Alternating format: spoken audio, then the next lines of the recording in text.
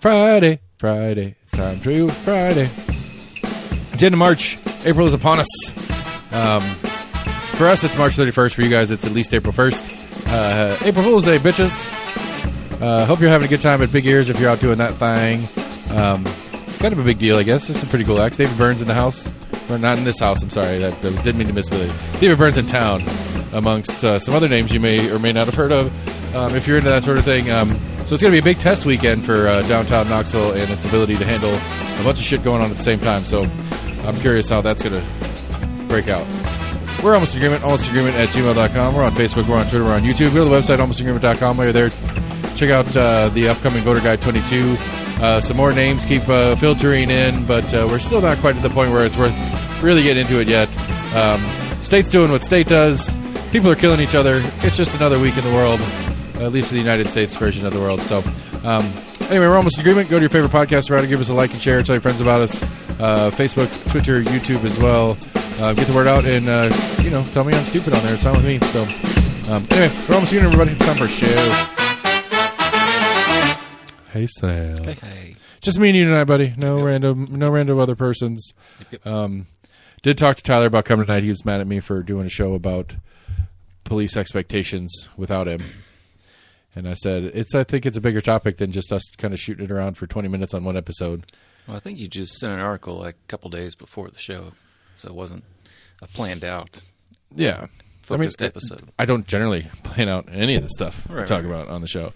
But I think for that one in particular, I do think there's a lot of conversation to be had, and I think there's places and parts and pieces that can be talked about in a reasonable fashion that we are not willing to. Because I think the generic ones that everybody kind of throws out are what I was pushing back on last week.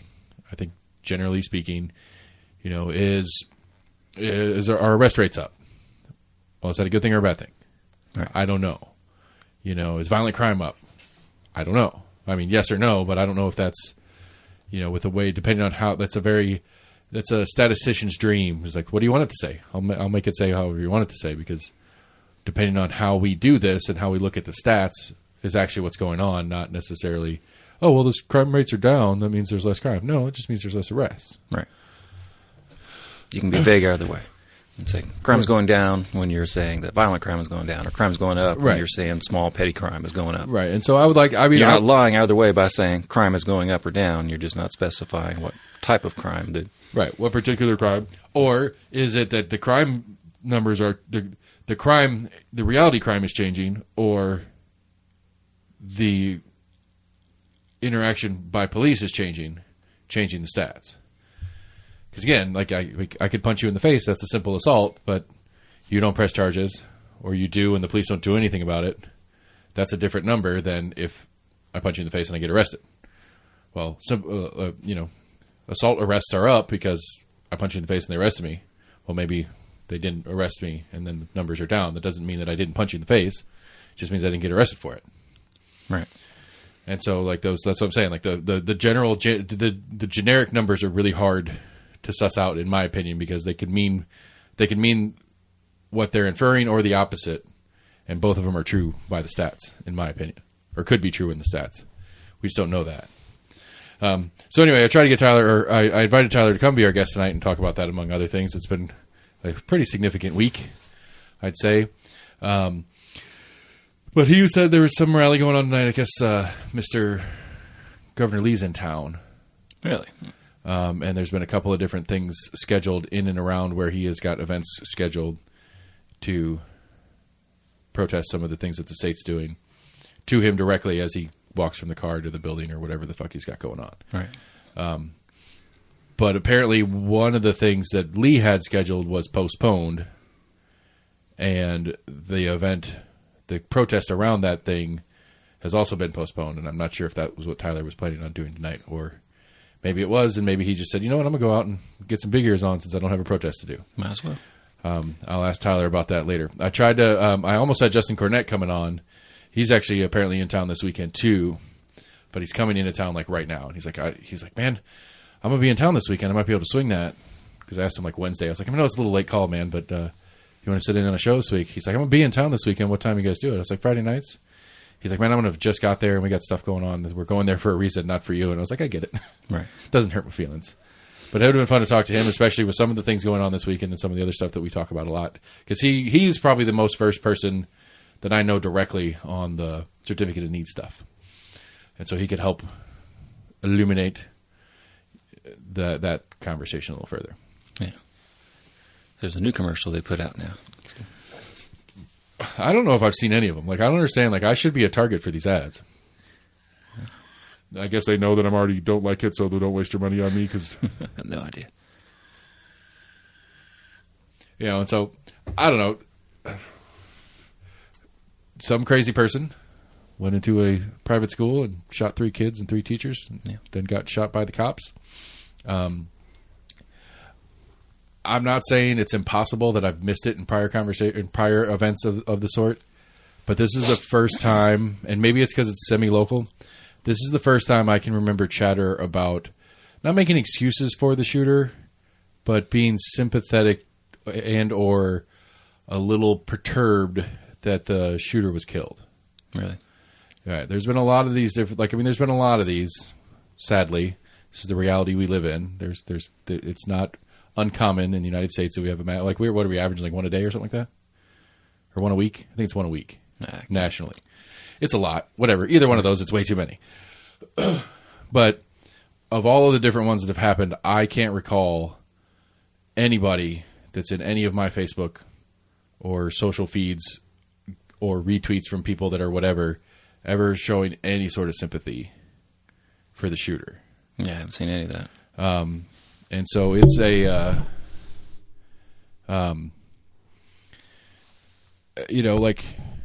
don't know. Yes, I guess there's a little sympathy because the person's obviously fucking crazy, and I have sympathy for crazy people. And it sucks that you're crazy and you're probably not getting the help you need to be more, I don't know, whatever the word is, to deal with your craziness better and have your craziness assistance. Or I don't know what the word is. You get what I'm saying? That sucks. But, you know, and so whether it's like the couple of specifics of the trans, or some of the people in the trans community that I interact with on the socials were like there's a big, like, you know, if you're trans and you feel like you need somebody to talk to, there's a bunch of groups, which is cool. Yeah. And it's like, I don't understand why this event would trigger your need for trans support. A trans person got shot, not for being trans, but a trans person got shot. It was weird. I was it took me a minute to try to suss out what the feeling I'm supposed to get, what the feeling this person was putting out, and trying to being you know, reaching out to all their trans friends. If you have trans friends, tell them there's this number on this kind of Reddit kind of thing. Well, those targeted people that were, you know, that were to have building anger in their system, they're like, hey, if you think you're getting ready to go hurt yourself, harm someone else, right. And maybe that, you know, or are you afraid that these crazy fucking people in Tennessee, which are reality crazy fucking people in Tennessee, since there was a trans shooter, are going to take out their rage about this trans shooter on other trans people? Maybe. Possible. I could see that as kind of a discussion point, but I feel like you'd lead with that. Are you afraid of backlash because people are irate and crazy about your transness? It sounded like Marjorie Taylor Greene had tied it to it, of that person just going into it because they were a crazy trans person or something. I mean, the assumption is... I can't remember what exactly she had said, but... You know, a lot of people talking out of turn, and I tried to keep to myself on it as best I could. But Kaz, the guy that ran for trustee, he went on a whole thing. It's like, I'm sure if you're a person like that who was a student at that school, they were probably a victim of bullying in X, Y, and Z. Yes, absolutely, Kaz. What the fuck are you talking about? What the fuck are you talking about? The Columbine kids and their fucking journals and the manifestos. This was payback for all the bullying and shit we put up with. At least most of the kids in the school shootings, that the kid's the shooter, that a kid's the shooter, all of them were victims of bullies. I don't understand. Why? Because it's a trans kid in a Catholic or at a Presbyterian school? Sure, I'm sure they were bullied. Are you? It felt to me like they were throwing an excuse out there, and it's like, no, there's no excuse. Period. And then the standard jump on this is a guns problem, and then the Republicans is a mental health problem, which it's kind of both, I guess. I mean, I agree. I don't disagree with the statistics that the number of guns in this country directly correlates with the number of gun deaths in this country. I acknowledge that as a stat. And everybody got all bent out of shape with Tim Burchett because he's like, there's nothing we're going to really do about this. I'm surprised he said it out loud. Yeah, I think that's what a lot of people kind of pushed back on. But was he just kind of said it? I mean, as just like matter of fact, like shit's gonna happen sometime. I peed myself a little bit. I was like, "There's a politician being honest. Like that's an honest politician. At least right now, not in general, but at least that one thing was an honest thing out of his fucking mouth." Yeah, I'd say I don't know if there was a follow up to it. If that was just kind of like his blunt opening to. I mean, it was like happen, and we need to work on doing this. Yeah, apparently, it was a reporter asked about it as he was walking down the steps of the Capitol building, and it was a very short, like 2-sentence response. Yeah. There's nothing we can really do about it. I don't know if something was not necessarily spliced, but if they only took that one sentence. Right. My understanding of it was only like a 1 or 2 sentence response, and the total quote was printed. Right. Trying to give him a little bit of a benefit of the doubt. But it's just, I mean, but the thing is, he's not wrong. Like the problem is like, so like to go down the meme train again, like one of the memes that's been floating around is like, I care more about second graders than the Second Amendment. Okay. I mean, I've been trying to think of a specific amendment that I would like to do. Like I care about ninth graders more than the Ninth Amendment. I don't know what the Ninth Amendment is, but not off the top of my head. I don't have my Constitution. Yeah. Let's look it up because I've been thinking about it and I don't know my amendments well enough. I mean, what's Ninth Amendment? Enumeration clause. All right, it's not listed in the Constitution, belong to the people, not the government. Okay. Yeah, I like the Ninth Amendment more than I like ninth graders. Or wait, no, it's the other way. I like ninth graders. No, I like the Ninth Amendment. That sounds pretty good to me. That if it's not specifically, it's more states' rights. Yeah. Well, the 10th is the one that says states' right. This one says that if we don't have it in this book, it goes to the people. But what's like civil rights? 17. No. It doesn't work in the school math. I like 17. I like 19th graders more than I like the 19th Amendment. You know, and it's like, okay, I could say it, I guess. But it's like my response on that one, because I couldn't stop myself, I had to say something. My response to that one is, I would love to be president, and wipe my ass with the Constitution to make sure my kids are whatever I want them to be, or whatever they want to be. I would love to live in the world where I get to pick and choose the laws that they apply to me and my kids. I would love that. That'd be awesome. But that's not how it works. Well, sort of. It's not how it should be working. But you know what I'm saying? Though it's like what. I can acknowledge you're allowed to not like the Second Amendment. That's fine. But unless you want to try to get a constitutional amendment, which is a big fuck process, it's going to be there. Now, the interpretation of the Second Amendment is complicated and this, that, and the other. But the Second Amendment's not going anywhere. It's just not. And and so whether it's a good thing for a politician to say out loud or not that this is the consequence of the Second Amendment carrying about nation, then it's going to be said. But it's the reality. It's sadly partially it's the reality at this point. Because I think that's not what he was saying, though. I don't think that's what he was saying at all. Okay. I'm just saying, you know, do we like? I don't know. To me, like I get it. I understand the want for a red flag law and for reduced numbers of guns and that stuff. I get it. I don't think it's practical in the you're gonna get it done sense. I don't think it's something that we as a nation are willing to do, despite the things that happened this week. Because I don't like what happened this week, but I also don't like any of the solutions floated about. I'm the guy that wants to own a tank if I want to. And just because a terrible thing happened doesn't make me want to own a tank less. And so I don't know how to approach this conversation other than to say, Burchett's right. They're not really going to do anything about it.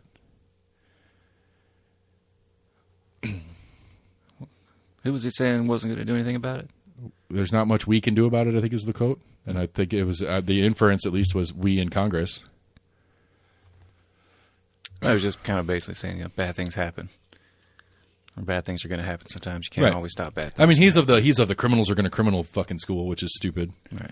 I mean, the logic, I get the logic of what he's trying to say, but that's a shit. I mean, if it is more complicated and difficult for criminals to get access to thing X, then they will less likely use thing X in the propagation of their crime. You know?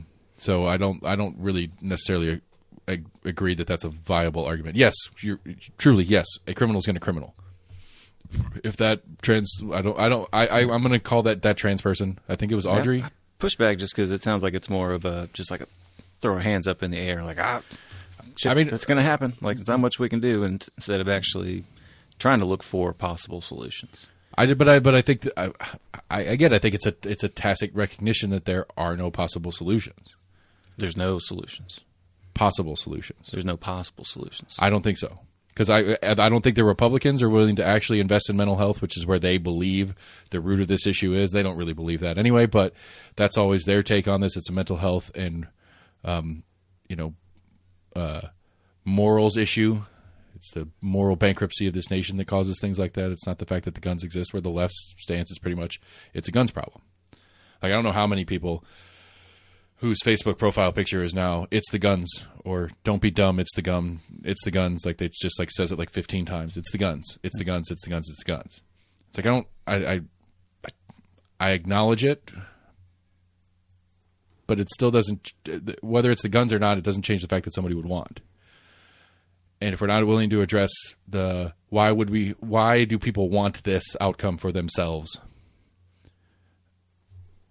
Then I mean the weapon of choice is irrelevant.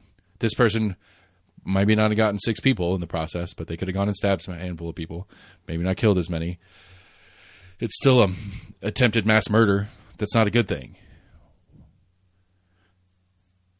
So, like, I acknowledge that the guns are part of the success rate and total numbers of these mass shootings. I acknowledge that. But I don't know. I don't know how you. As far as I understood in this story, none of them were fully auto. 2 of them were. One was an AR style rifle, and one was an AR style pistol. And I don't know what the third one was. I think it was 2 pistols. One was an AR style pistol, so it was a longer barrel, had the fucking shit, the rack stuff on it like an AR does, and then an AR rifle. And it's like, well, one, there's this whole stupid argument. What's the difference in an assault? What is an AR? It's not an assault rifle. It's just, it looks like it. In the United States, the fully automatic is not available in the United States for regular people without a major permitting process. Right. So what are we trying to ban? Just buy a $4 part to make it fully auto. But what are we trying to ban? I mean, again, in the recent major ones, I haven't heard of full auto recently. I'm trying to think of the last one that had a full auto, whether it was a modified full auto. Was the one with the bump stock one was a couple years ago? Was that the guy in Vegas? I think there was a story about that recently. Oh, the Vegas shooter had a fucking arsenal. Yeah. But I guess the FBI finally released, some of their research or things that they had found coming out of it. Because apparently they talked to some people in like the high or I guess he was a high gambler or a high roller or whatever. And apparently that was one of his grievances, or somebody that knew him that was a fellow gambler with him thought that was one of the grievances, that he didn't felt like he was getting treated as a high roller, as a big spender. He's not a whale. He's only a dolphin or something like that. I don't know. Didn't read the whole article, but I guess that was one of his grievances, and unloading on a concert that was going on. Yeah. I mean, I don't know. Like, I want to say the Buffalo shooter, I think, may have had full auto, but I'm sure it was probably a modified weapon, but not 100% sure. I don't know the answer to that. I just I don't recall. Not that it hasn't happened, but I don't recall. Like Uvalde wasn't. I'm trying to remember what the suck part is. There's so many, it's hard to pick and choose which one's what. But I don't recall a full auto in action recently in mass shooting conversations. So, well, my rifle's lever action, which is extra slow. My shotgun's pump action, that ain't slow. My pistol's semi-auto, that ain't slow. Now, the accuracy of my rifle versus rounds per minute and the accuracy of my pistol versus rounds per minute are diametrically opposite. The more rounds I get out, the less accurate I am.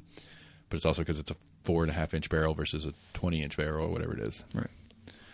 And so a semi-automatic rifle, is that what we're referencing when we say assault rifle? The ones that look like the guys in Iraq and Afghanistan used? Because, again... I think that's a lot of people's perception, yeah. But I think that's part of it, is that it's I think a lot of people do thing. kind of see that as, they see soldiers. It's a military-style rifle. It is a gun. It is a gun that is designed to kill people. That's generally the definition to me as I understand what an AR is. Or an assault rifle is, not an AR. Yeah. AR is Armalite. It's a particular brand, whatever thing.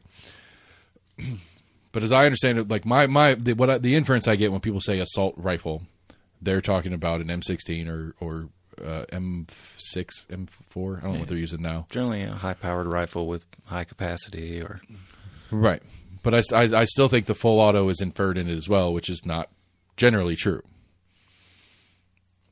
And so, but again, like to me, like the argument to say, well, guns that are designed to kill people shouldn't be in the hands of people.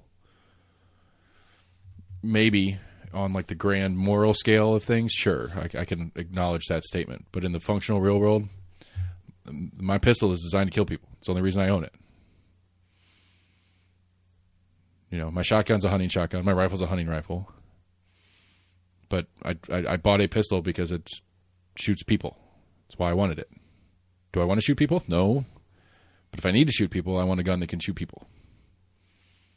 That is more functional and capable. Guns that don't shoot people? Huh? Are there guns that don't shoot people? Well, not by design. There's guns that are designed to do thing A, B, or C. Gotcha. Like my shotgun is not my shotgun is not a tactical shotgun. It is a birdshot. It's set up in a birdshot format. It has the muzzle choke so that it confines the spread of the birdshot so that I can... That was a neat little thing I was learning about my shotgun. Mm-hmm. It's like this screw-in thing on the end. Right. Yeah. Anyway, so it's designed and set up to turkey. Like that's what my uncle was using it for last time he had it out. All right, but you put slugs in there, you can just as well go deer hunting with it. Yeah, but not with that choke in there. I got to change the format of the gun. Set it on screws, right? Yeah, but I'm just saying I have to change the format of the gun. And yes, I could go deer hunting with slugs, or I could put beanbags in it and shoot people when they walk in my house with beanbags or pellets or slugs or any combination thereof. But it's also a very long barrel shotgun, which if I'm trying to use that for home defense, it is a terrible weapon for home defense. Now, shotguns are great for home defense because you're trying to go down a hallway, yeah. Right, shotguns are great for home defense going around because corners. You do birdshot and you shoot and miss and hit a wall. The birdshot may get through the wall, but it'll lose so much velocity that if somebody is on the other side of the wall, it's not going to kill them. Yeah. Or it'll hurt them and maybe hurt them badly, but not less likely to kill them. So shotguns are great for home defense. It's you put a birdshot in it. You shoot you shoot the intruder square on. He's going to be at least incapacitated, or she. Don't mean to be sexist there. He or she will be incapacitated, but if you miss and put one in the wall, you're not going to kill your kid in the room next door. So shotguns are great for that. Anyway, my point is, part of the reason we have the Second Amendment is for us to own guns to kill people with. And I'm totally phrasing this terribly on purpose. Like I'm saying it on purpose. Okay. Because this whole the Second Amendment is not written for hunters. It's not written for gamesmen. It is written in the sense of personal protection for militia and stuff like that. Whereas this is where all the interpretation is at. But it's not written. It's not like you have the right to bear arms to hunt animals. That there's nothing about animals or hunting or any of that in the Second Amendment. And so, when that's another, there's just a flat argument to me when people are like, well, you don't need an AR-style rifle to hunt deer. Correct. That is a true statement. What's the point? But, the way everybody that presents it that way, the whole point of that is, you're buying guns to kill people. Again, I would say yes to that, which I'm dumb enough to say it out loud, I guess. But, yes, absolutely. Why should ARs not be used to go deer hunting? I mean, in Tennessee, you can. We've had that conversation. Right. It's in the manual. In states that it's illegal, why do they say it's illegal? I don't know. Could you guess? Because it's a gun for killing people. I don't know. AR style guns, or there's states that have that. That have a. I mean, I guess when New York City has a pistol, you can't carry a pistol in New York without a special permit or something like that, right? I think they were. Yeah, at one point you had to have a permit. And you could only carry it when you're going to and from the range or to and from another location, something like that. You couldn't just everyday carry. I mean, but I think that may have just gotten repealed. I'm not sure. I don't know, and I don't know. I don't understand it because I'm sure there's people in New York and New York State and New York City who are filing lawsuit on that, saying that they're infringing on rights and stuff like that. I think it's a complicated thing, but it also goes on to my whole thing of like, this is why I should be able to own a tank. But I'm crazy. Anyway, the assault and hunting, I'm pretty sure it's essentially considered just unsportsman, and essentially kind of like unfair, especially if you've got a game limit. You shouldn't be able to find a herd of whatever animal, take out 15 to 20, and call it a day.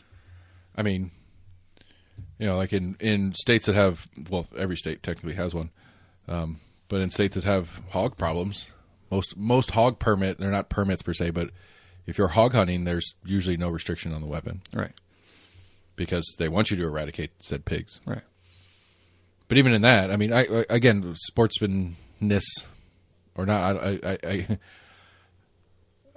but again, we're conflating that the idea is that you should only own a weapon to hunt with. Because no, you don't own an AR to go hunting. It's unsportsmanlike, and actually the way the state of Tennessee rules are set up, it's actually a terrible way to hunt. Right.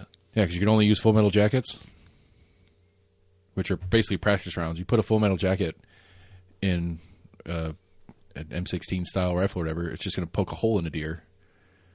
And unless it's a really, really good shot, which hopefully it is, but if it's not a very good shot, most likely it's just going to wound it. Or at least to the point where it's going to have enough left in the tank that it's going to get far enough away that it's going to be hard to find. I mean, you put a hole through both lungs, it's not going to live. So I said, if it's a very good shot, if you get a very good shot even on if it's it, a clean through and through, you've still punctured the two main organs it's used for breathing. Sure, but when you're hunting with my 270, they're not hollow points per se, but they're mushroom rounds or whatever they call them. Yeah. Where on impact, it flattens out and opens up and gets bigger. That's why the in hole is way smaller than the out hole. Right. And so that's what the point. My point being is that in Tennessee law, you cannot. You have if it's an AR style, whatever. Again, I don't remember the specifics, but it had to be a full metal jacket. I think it's the same reason you have a magazine capacity restriction in hunting. Do we? Yeah. It was like 15? I know it's at least for shotgun. Right. But I think it's also for rifle, maybe 5. Which I don't understand that in shotgun, because most shotgun, like if you're duck hunting or if you're fowl hunting in general, it's usually parties. It's how Dick Cheney shoots the guy in the face next to him. Right. And so you got 10 dudes that have 7-round max magazines. Well, if they all hit, that's 70 fucking ducks.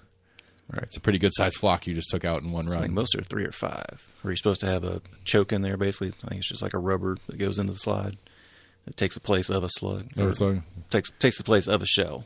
Right. But you're supposed to have. I'll have to double check that on shotguns. I don't know. Because that's the only convenient part about having a long barrel. I know I've read about having, I think it's called a plug, basically. Yeah. It'll rack it, and then it just goes.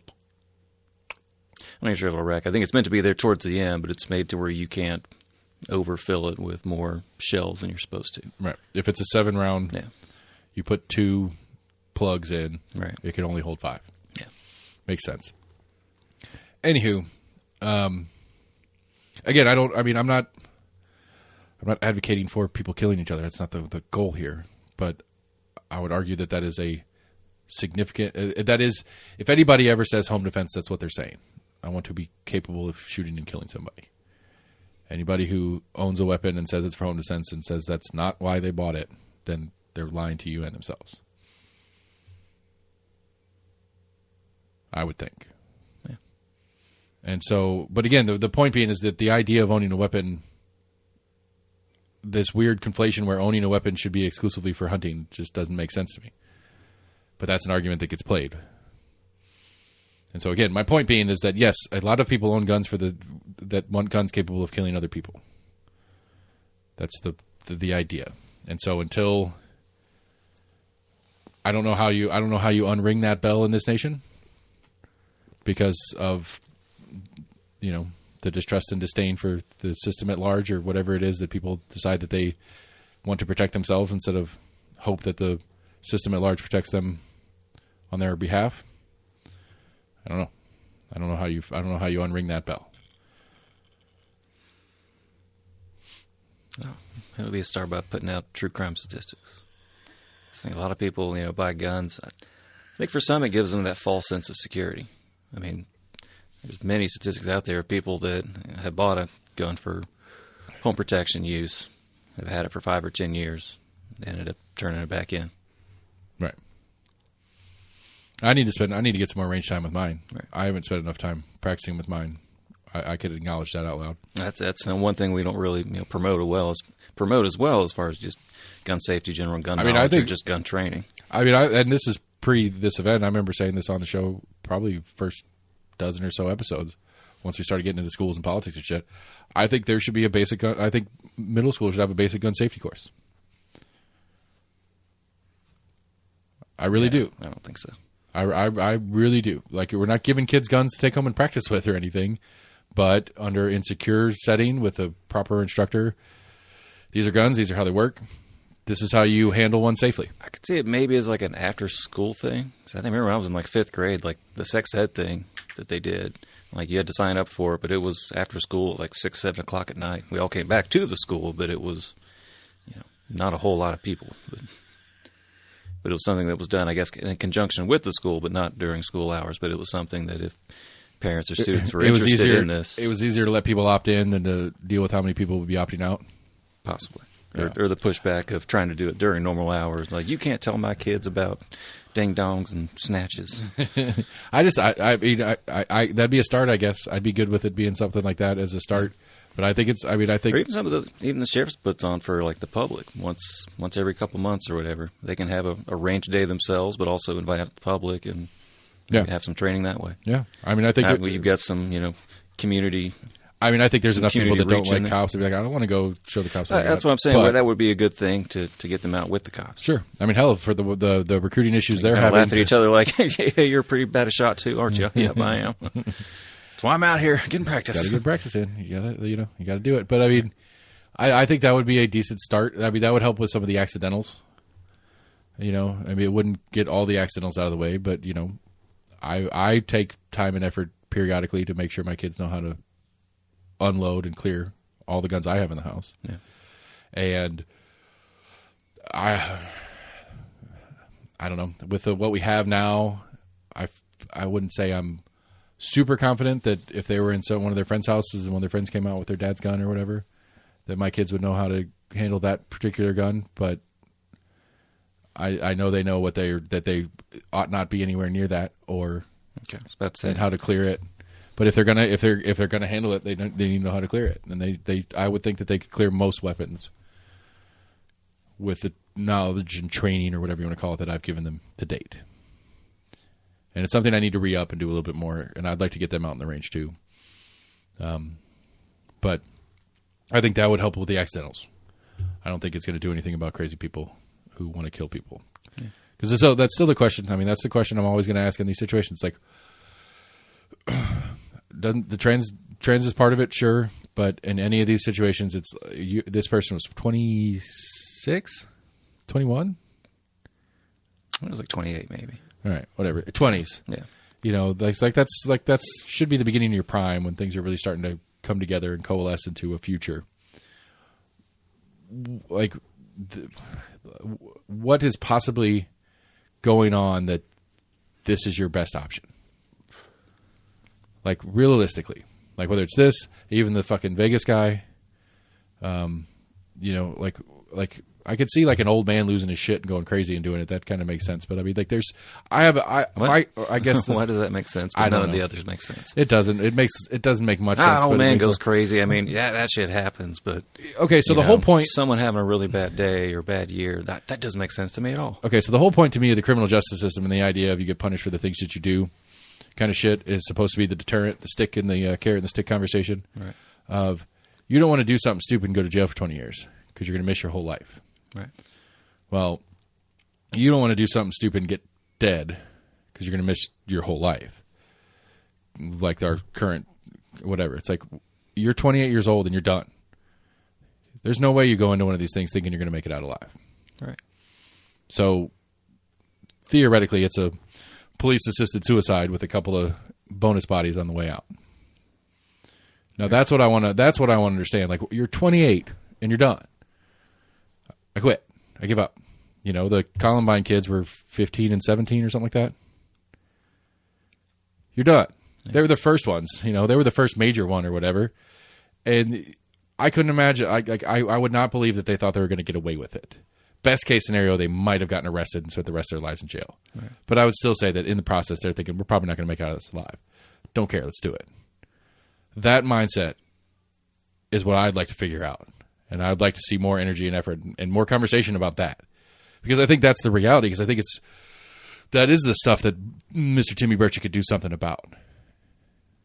This economic situation that we all see ourselves in, and the cost of housing and the cost of living and all these kind of things that are piling up, that it's just like, I mean, like, what do they talk about? The birth rate? We were talking about it last week or 2 weeks ago. The birth rate's down. Marriage is getting later. People are getting married later. Yeah. And for both getting married and having kids, the number one reason people aren't getting married or having kids is because they can't afford it. You know, and it's like, you know, and those are the people that are lucky enough to find somebody that's worth getting married to. Yeah, so if those are the lucky ones, what's happened to the unlucky ones? Like, I don't even have somebody to get married to, nor have a chance to have kids, nor have a chance to get a house, nor have a chance at a real decent job that I'm going to enjoy or anything like that, or at least a good enough job that's going to pay enough that I can keep a good hobby and enjoy that. I'm 28. I got nothing to look forward to. Let's go kill some people. It's a super boiled down, simplified version of it, but I think that's the truth. Yeah, they obviously had some kind of major grievance against that school. And I think, I mean, again, to give Kaz a little bit of credit, I'm sure that kid was bullied relentlessly, not only by other students, but by the teachers and administrative staff at a Christian school for a trans kid. I'm sure it was a terrible place for them to be. Which still doesn't excuse the action. No. But, you know, that was 10 years ago. You know, though they were been out for 10 years. Right. So 10 years of brewing and rage and anger. And in that 10 years, they didn't find anything else to look forward to in their life. They were still brewing on the shit that happened to them 10, 12 years ago. It's very possible, yeah. I'm not saying it's not. I'm saying it's very likely. But that's sorry. Sounded like you were dismissive of it. I mean, in the sense that I'm dismissive of the fact that nothing is better. Nothing happened to them to make their lives better, to make them go, you know what, that was a shitty time, but I'm moving on with my life and things are getting better for me. Because I don't think that's happening either. I think life sucks. And this person is looking forward to a life that all they can see is suck. So I am going to take out that old grievance on those motherfuckers. That's what it feels like to me. And I think that's what it feels like to me for a lot of these. Is that this is I'm checking out. It sucked then. It sucks now. It's going to suck in the future. I give up, but I'm going to show you on my way out the door that I was a person that was worth that existed. That's what it feels like to me for most of these. Yeah. Well, people, I think, want to feel like there was some kind of meaning to what they did, in their mind at least. That they don't want to, just, wander off, shoot themselves in the woods, and end it that way. Like you said, they want to do this and make sure more people hear about it, or they at least, go down in infamy for whatever reason. Right, and I get that. But I'm coming back to the why is there no hope that things are going to get better? Because again, it's a checkout. It's a done. It's never going to get any better. This is it.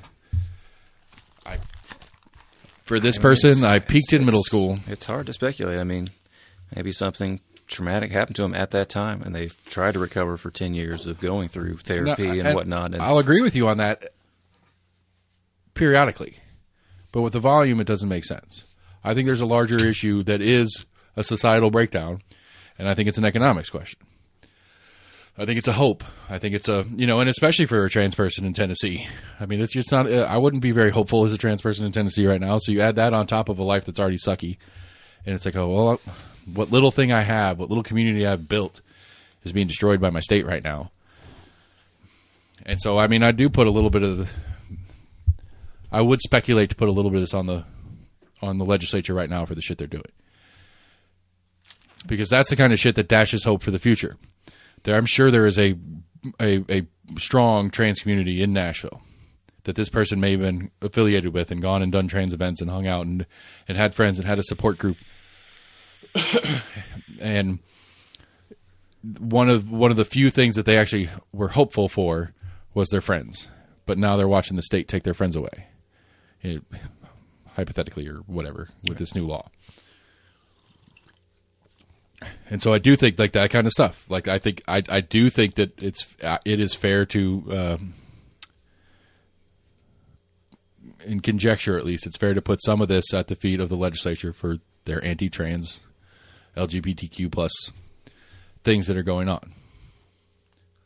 Not the totality of it, and not at their feet for the gun laws stuff of it. That's in speculation that had a factor in this person's decision to do that. I think that's a big leap to make at this point. I do think it's a stretch, but I don't think it's unlikely. I'm not saying I know it for a fact. I haven't talked to this person. I didn't know this person existed until after they were dead. Right, but then to stretch it so far to lay some blame at the legislature's feet, I think is taking an extra step beyond just that speculation of why they did something they did. Everybody's quick to, like, I mean, they're one of the most popular cartoons floating around my feed. Well, you got to be like everybody. Well, because I'm not like everybody, because everybody's whatever is GOP with blood on their hands pictures and shit like that, because this is your fault for letting guns on the street. I didn't let you finish. Sorry, go ahead. No, that was it. No, I was just saying. But you're saying, well, everybody else is saying all this other stuff. I'm just saying that everybody's laying this at the legislature's feet because of the gun law stuff, not because of this part of stuff. Oh, gotcha. You wanted to lay it on them from a different point. I mean, because I think that, I don't think, like I was saying before, as far as gun regulation stuff, I haven't heard any sort of proposed legislation that makes sense to me. Gloria's got her red flag law thing that she wants to institute in the state of Tennessee, and it's probably not bad, but I can't imagine myself ever being in support of a red flag law. Why is that? Because who gets to make the decisions? Which is even funnier for Gloria to introduce it. I'm sure it's judges. I don't know how Gloria's is written. That's fine. I mean, if it's judges, that's fine. The one we looked at, I think I sent you a thing that was talked about was, I think, Vermont's. Oh, they had it was like a separate, I think, court system that was specifically for kind of like red flag laws or. I mean, emergency declaration law. I have a hard time, I have a hard time believing that it will. It goes down with everything else that I don't like about the government. It's not that the ideas aren't good, and the plans weren't necessarily set up in a way that was good, but that eventually it will corrupt into something much worse. So who's losing hope now? Do what? Who's losing hope now? I'm not losing hope. I have lost hope in our government doing things well. Gotcha. It's not a process. It's past. What keeps you in America? Do what? What keeps you in America then? Hope that we can take this thing apart and fix it. Gotcha. That we can move back towards a thing that's more reasonable. When was that time? Do what? When was that time? 1785 or so. Fucking Christ. I mean, the slavery part wasn't cool.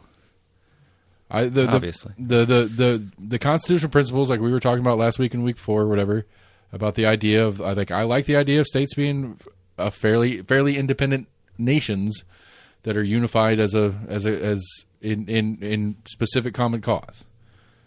I don't like the idea that this is supposed to be this is a singularity of the United States.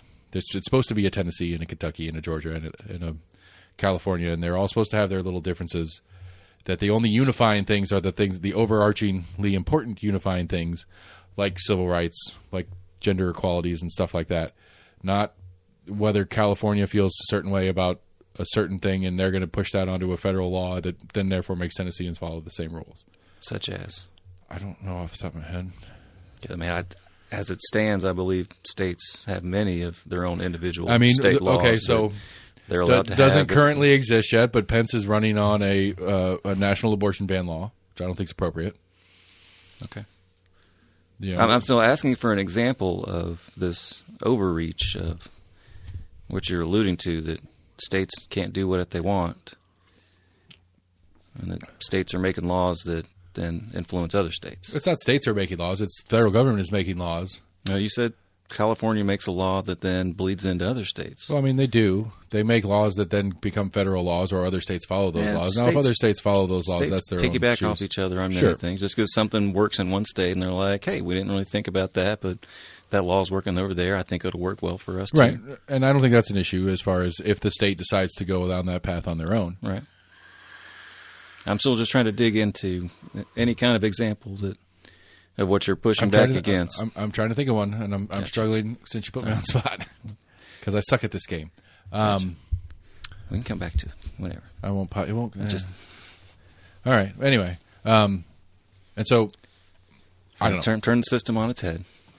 So I that's do. the only way to fix things. That is the image that I liked or I want to see personally. I'm not saying that I am right, but I think it makes more sense to me. I've said it 1,000 times. I think Mayor Jacobs, like Scott gave us a great example last week. Scott was listing off a bunch of different people in the federal government, from California's, from Montana's, from this, that, and the other, and all the shit that they're doing and what's going on there. But then it's like, who's your mayor?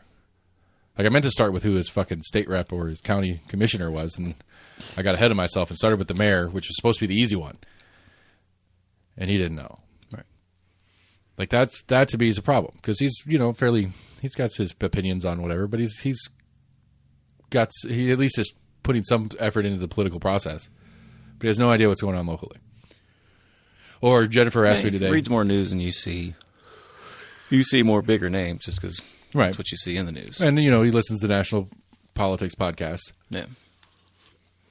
But, Tennessee doesn't make national politics podcasts or news. Yeah, we do. unless it's a maybe gay lieutenant governor, or like John Leguizamo is the guest host of the Daily Show.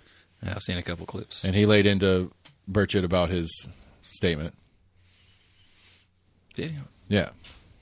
Like, I got to go figure out how to make a beep for the Compass podcast because Jesse quoted John Leguizamo. And so I either have to either this episode has to be an explicit episode for them, or I have to figure out how to bleep it. I saw a little Burchett clip. I can't remember if I saw it on that John Leguizamo clip. I mean, basically it was like, that's your fucking job. If you don't want to fucking do your job, then go work at a Jamba Juice or something, is basically the quote. But anyway. Yeah.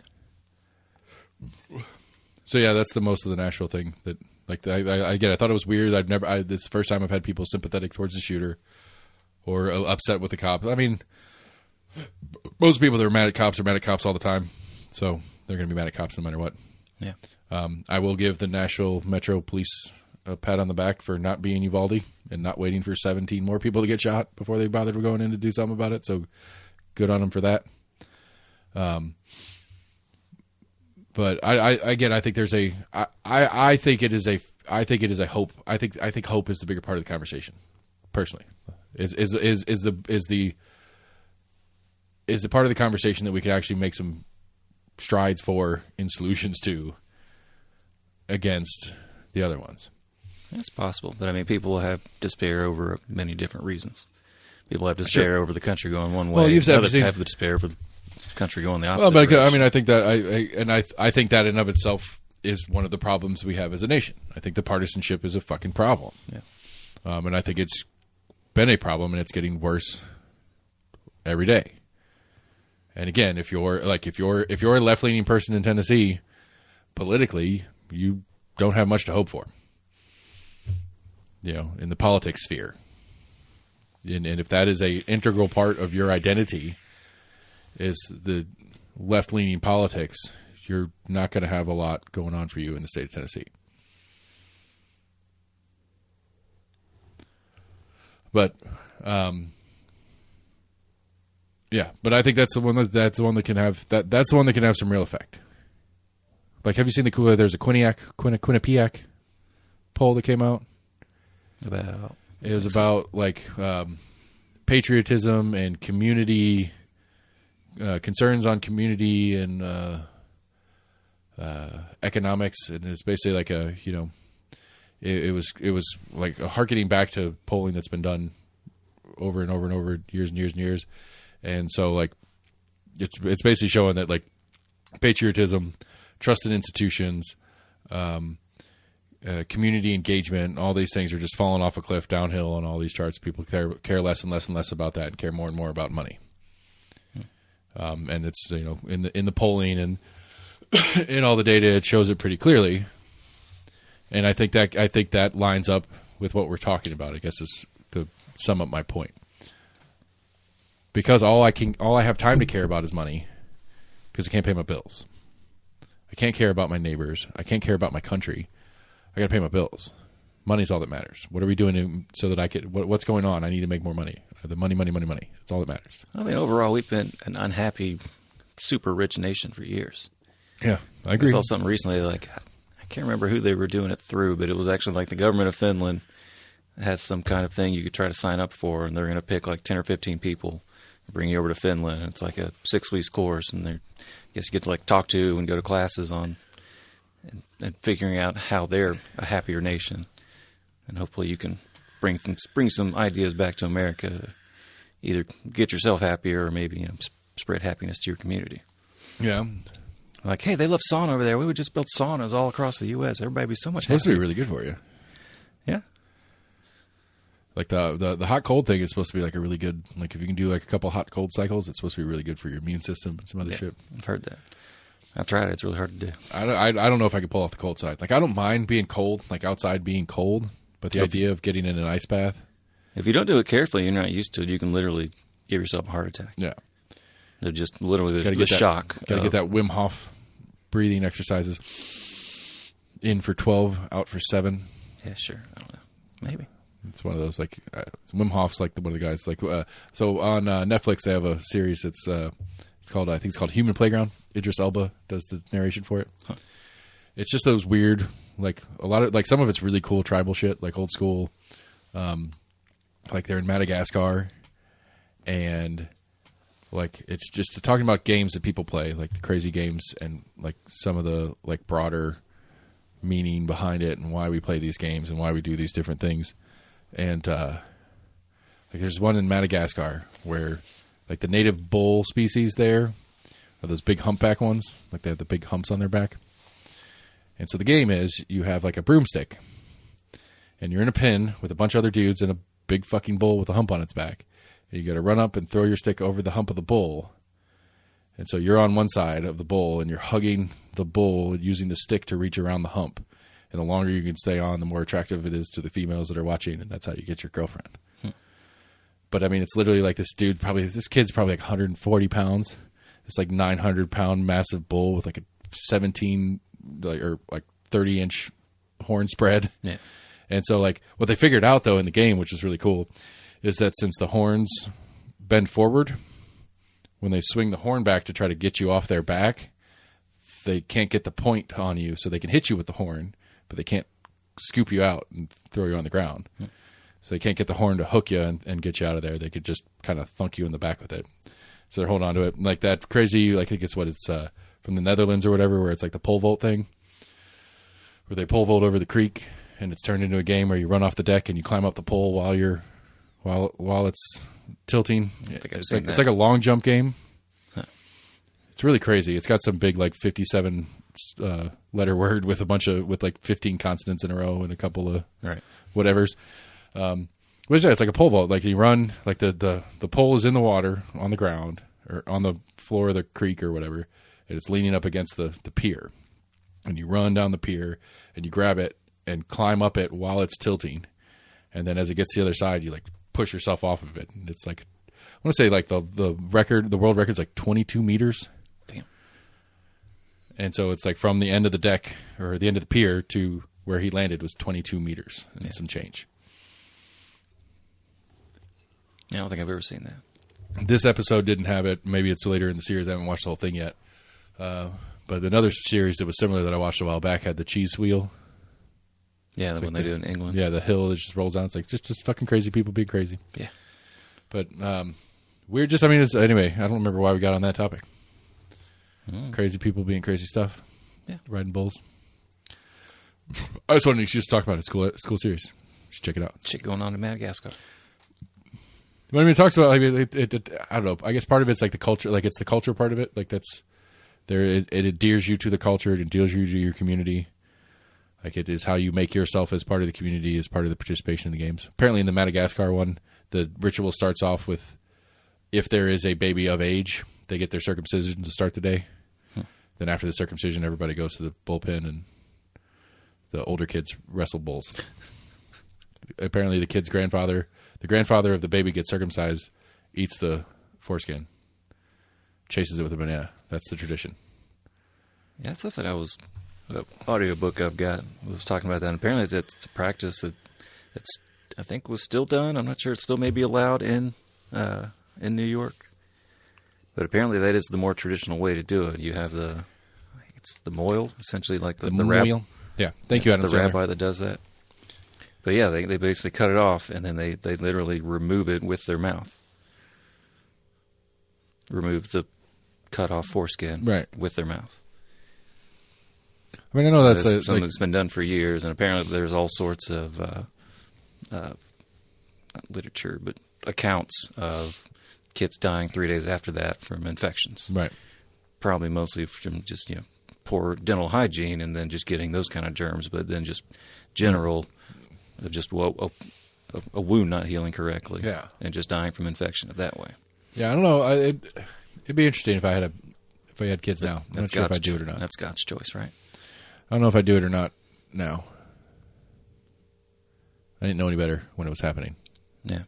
I think that was Adam Knows Everything. He did an episode on it. That was kind of what he surmised as part of it. It was kind of did a little sidebar, side tangent, and just kind of had the flashbacks of like a father and son, like, well, my dad did it to me, and then 1864, well, my dad did it to me, 1786, well, my dad did it to me. And it was kind of it's just one thing that everybody's accepted, like, oh, well, that's the way my penis is, so my kid's penis is going to be like that too. Well, and it's like it was one of those like in all the parenting classes and the prenatal stuff and all that shit that we did. It was like day up. Right. I don't remember. There was no prep conversation about it. It was like, congratulations, you got a boy. Part of it's the logistics. I mean, you do take an infant back or a newborn back pretty often for well, it was before checks. We left. Right, that's what I'm saying. I think a lot of it do it just out of simplicity. I'm like, you're already in the hospital. Right, but I was saying, like, baby's already crying. Let's go ahead and get this out of the way. It was not a conversation that we'd had or with like the OB and all that stuff. It's nothing we talked about in any of our prenatal visits or any of that kind of stuff. It was like, congratulations, you have a boy. Are we trimming this thing or what? It was just part of the package deal. Oh, did you get the pregnancy package? Oh, okay, yeah. Well, this comes with the pregnancy package. Yeah, I mean, sort of. It's what it kind of felt like. It's like, so are we doing this or what? And I was like, she's all doped up after that shit. And I'm like, what are we doing? She's like, yeah. I was like, okay, yeah, we're doing this. Right. And so I sat in there and held hands, and they put the little tools on, did the whole little thing, and, it happens all's well that ends well, I guess. It happens a lot in medicine. When you have like a nurse or doctor trying to, using all this doctor jargon, and you're just nodding your head like, okay, yeah, sure, okay, yeah. You're the professional. Right. Yeah, it didn't to me, it didn't feel like there was any conversation about, well, here are the pros and cons. Here's what could or couldn't happen. It's like, do you want to do this or not? It's like, yeah, I guess. I did it. I mean, I was arguing with somebody the other day, and kind of did the whole thing like, oh, well, it's so dirty, and you're going to give, women infections and things like that, 'cause it's all gross, and it's so much harder to clean. I'm like, no, it's not. I was like, people have been uncircumcised for millennia. Yeah, I don't know. And I don't know. Never had to deal with it. You don't have all this, like, extra bacteria going around just because they've got a couple extra inches of foreskin. It's got a hood on. Right. It's because they wear a hood. Yeah, I mean, my answer to that is I don't. It's like common misconception. Never had to do it. Yeah. Never had to think about it. It just always was the way it is for me. Yeah. It's just something we accept as a cultural norm. Oh, did you see? We just think it's normal for other places should be like that. Like, that's normal to us, but it's not normal to other people. Did you see Glory and some of them? And apparently there was a handful of like protesters that made it into the the Nashville Capitol building. Yeah, I saw a little bit about it. Let's see if we can't. I love how the one you sent was lefties storm the Tennessee. Yep. Oh yeah, this was from. Yeah. It was Gloria and it's kind of nice. They did an East, a Middle, and a Western Tennessee rep. Took over the chamber. And the crowd yelling and screaming. Anyway, I don't have that pipe through the system like I want it, so it sounds stupid. Yeah, I saw like 8 or 12 people got arrested. Where they were given the opportunity. They were warned. They're like, hey, you understand you have the right to protest, but... at this point, you're disrupting it. You have a choice either to leave. If you don't leave, we're going to have to arrest you. Yeah, I thought it was funny. People trying to throw out the fucking like Jan 6 comparisons and shit. It's like, I mean, sort of, but not really at all. No, they didn't storm the Capitol. I think a lot of them have signed up for, like, because you can sign up for public forum or whatever. Yeah. But apparently that list was already full, and just more people went to be part of it. Yeah. I don't know. Have their voices heard. When you got all the legislatures in one place, it's easier to track them down. Yeah. Like, oh, where are they at? Oh, they're not going to listen anyway. They're going to be there. Right. I mean, that's the thing. Like, but it gets a little news, and hopefully it put a little pressure in their minds. Hopefully it put a little pressure on some lawmakers. I mean, I saw something that apparently Mr. McNally's put out a call for people to talk to him, to reach out to him about the possibility of a red flag law. Right. I didn't dig into it past it. Was just kind of a whatever. And then I was thinking, well, maybe that's kind of like that Kincannon website. Yeah. Because I can't remember where it was I saw this. There was a state legislator from Minnesota, I want to say, that had the audacity. I think the bill ended up passing, that Minnesota passed, that all like K through 12 school lunches will be fully funded, whether if a student wants it, regardless of income.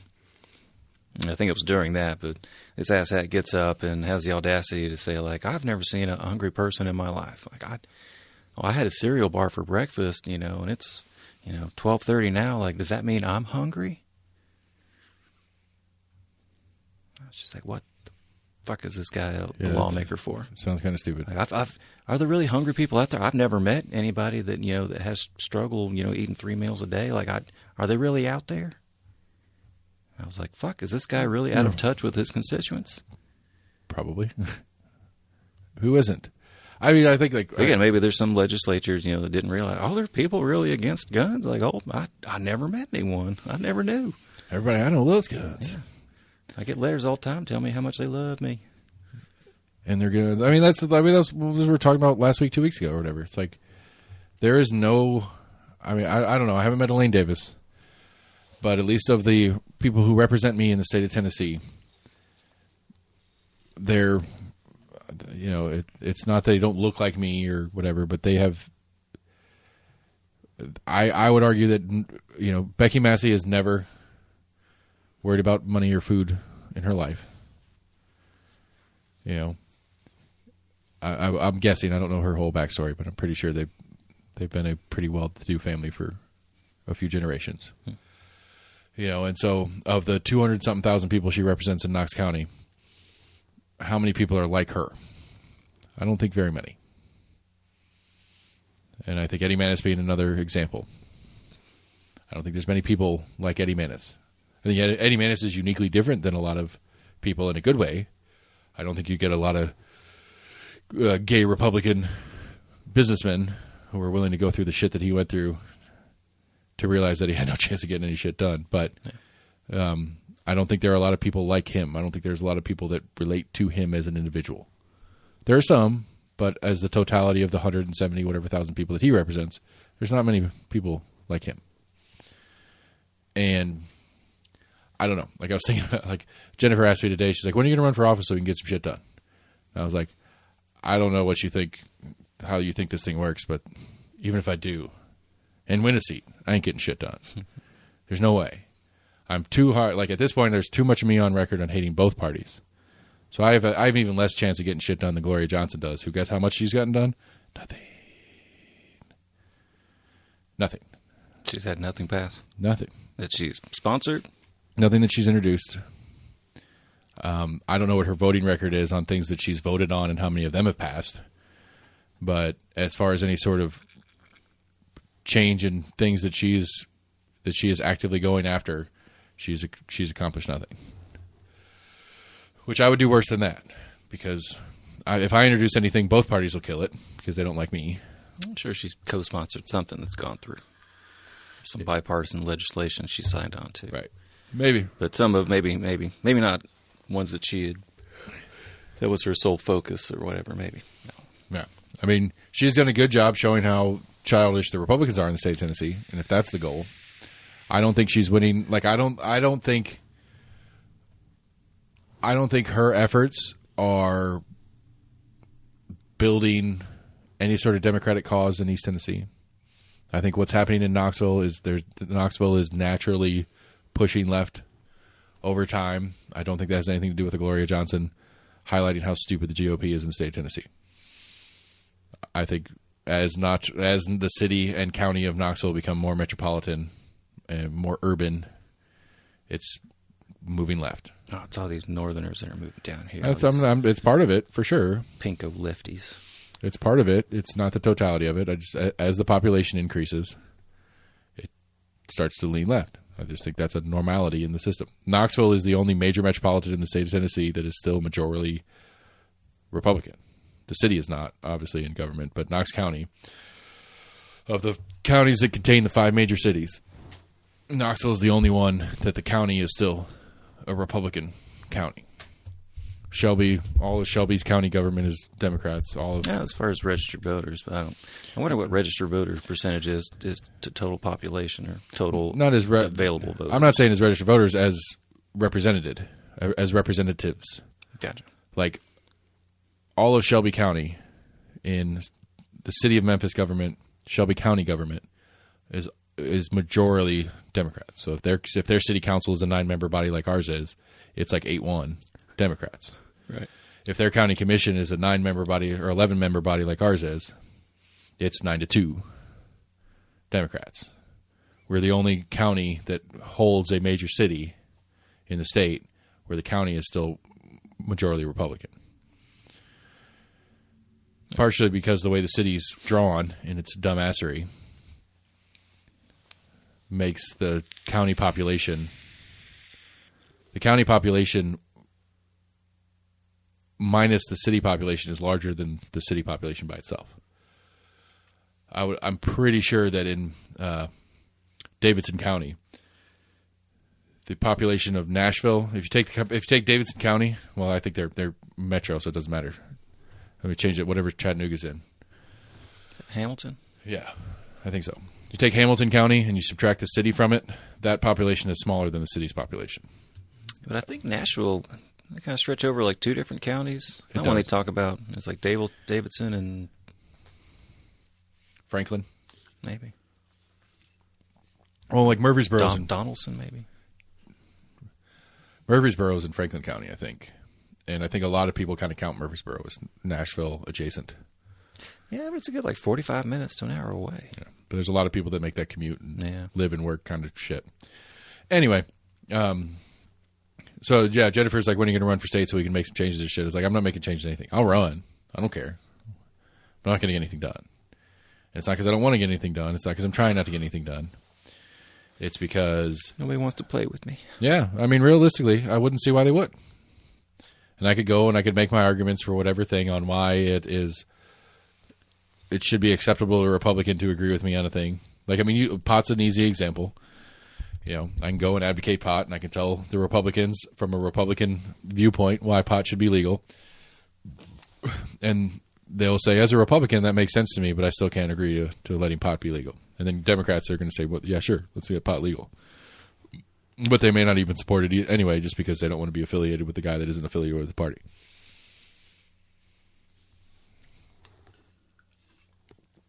And I think that sucks. Not because I want to get anything done, but I'm not a team player. And the team is all that matters. It looks likely that the state is going to make the city of Knoxville change their elections. Any lawmaker would rightfully believe that they can go it alone in any type of legislature. Sure. There is a point when you are going to have to find some conciliation. I mean, you know, that's the point. It's a democracy, per se. But even if you could find the data for the support of a thing, it doesn't make a difference. Like I would still argue as a state of Tennessee, I would argue that the majority of Tennesseans could give a shit less about any trans issues. They don't care. It's not that they want or don't want. So they don't care. Yeah. And so it all depends on how you ask the question. And so if you ask the question on, should we ban this group of people from acting this way? Most people are going to say no. But if you ask it in a different way, where do you think these people should be doing this, that, or the other, you might get a bigger to a bit of a different population saying, yeah, we should maybe do something about that. Yeah. Or more importantly and more realistically, hey, you actually bothered to vote. This is important to you, so I'm going to make this thing work because you want me to.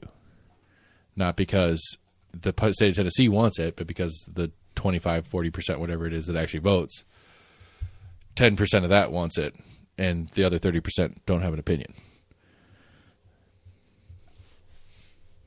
And so I don't know how to fix that. Like, I don't know how to work that. Like, I mean, I would like to think, like, I would love to the idea of trying to set up, if I was going to run for 18, I want to run for 18. Everybody in 18, here's my website. On my website, anytime a bill comes up, I'm going to put that bill in as close to layman terms as I can figure out how. And when it comes to me voting on it, tell me what to do. Could we figure out some way to do some more widespread polling of constituents? I mean, you're not wrong. So I think the legislatures would be very much dumbfounded. I don't think they'd be dumbfounded. I think they know it. I think they know it 100%. I just think they don't think they know it 100%. I think okay, 100% is too strong. I'm sorry, but I think they know it. They know what? I think they know that there's stuff that they're going to do that's unpopular. Do you think any federal Republican really thinks that the reduction of Medicare and Social Security is a popular thing among Americans? Don't know. I would be hard pressed to think that they don't know that it is an unpopular thing. Now, you could make the logical argument for why it is a thing that needs to happen, even if it's unpopular. But I think they know it's unpopular. But they also know that it doesn't matter how popular or unpopular it is. It's whether or not the popular or unpopular bother to vote about it. And I think they know that is probably not going to happen. Yeah. I think they know that this could be very unpopular, but the masses don't like it, but also don't vote. So who cares? It's my thought. I guess. Because I'm still getting elected. If I'm still getting elected, if that's my goal is to still get elected, then I can do this thing for whatever reason I want to do this thing. It doesn't matter if they like it or not. It's just the ones that vote matter. And depending on who you are, the ones that vote might actually want you to do something about Social Security, Medicare, and cut it off. I don't know. That's one. What's the role of a legislator? Just to get themselves reelected? I would hope not, but it seems to be. Because it goes back to what we were talking about last week. It's like, what'd you say the average is, like 1.25, 1.4 terms in federal? No, I don't know. It's pretty small, but it's because the real average is 1. It's just that there's those 10 and 15 term representatives and like the 6-term senators or whatever that roll the average up. And those are the names we all know. The only reason we know your name, like Marjorie Taylor Greene and Boebert and whatever, we know them because they're loud and crazy. But, you know, McConnell's and Pelosi's, you get up to be speakership and all that kind of shit, it's because you've been there for a while. Yeah. Like, how many terms is Pelosi on? No idea. I'd be curious. It's probably a lot. I feel like it's at least like 4. That's a 6 years? No, there's a 4-year House seat. No idea. Shit, I don't know that either. Tennessee's 2 for the House. Anyway, I don't know. I just thought of something else I want to talk about and I forgot about it already. Just like that. What was it? What is it? Son of a bitch. The baseball stadium's short on its minorities. So you got me one of those beers? So I was going to get up and get my own, but since you're there. The stadium project's short on their minority contractors. They're trying to get there. Thank you, friend. Which is an interesting conundrum. Big Ears is going on. You gonna go check out? Short on their contractors? They're women, minority or veteran-owned contracting companies. Oh, which was that something in the contract? It wasn't. It was not. This is one of those that it's become a fun conversation for those that have been paying attention. Is like one of the things is like, well, this is why you have to have it in writing, because Mr. Boyd said he wants to hit 17% and you only hit 15%. This is why we need to have it in writing with a penalty if he doesn't hit it. Which, so people are giving him guff over it. Yeah, and the city and the county and the sports authority, because you don't have any way to hold him to account because he said he was going to do it, and now he's not doing it, and you don't have any way to do anything about it because he didn't do it. Yeah. He didn't do the paperwork on it. But I think a valid criticism of it as well, though, is that this project is now a year behind already.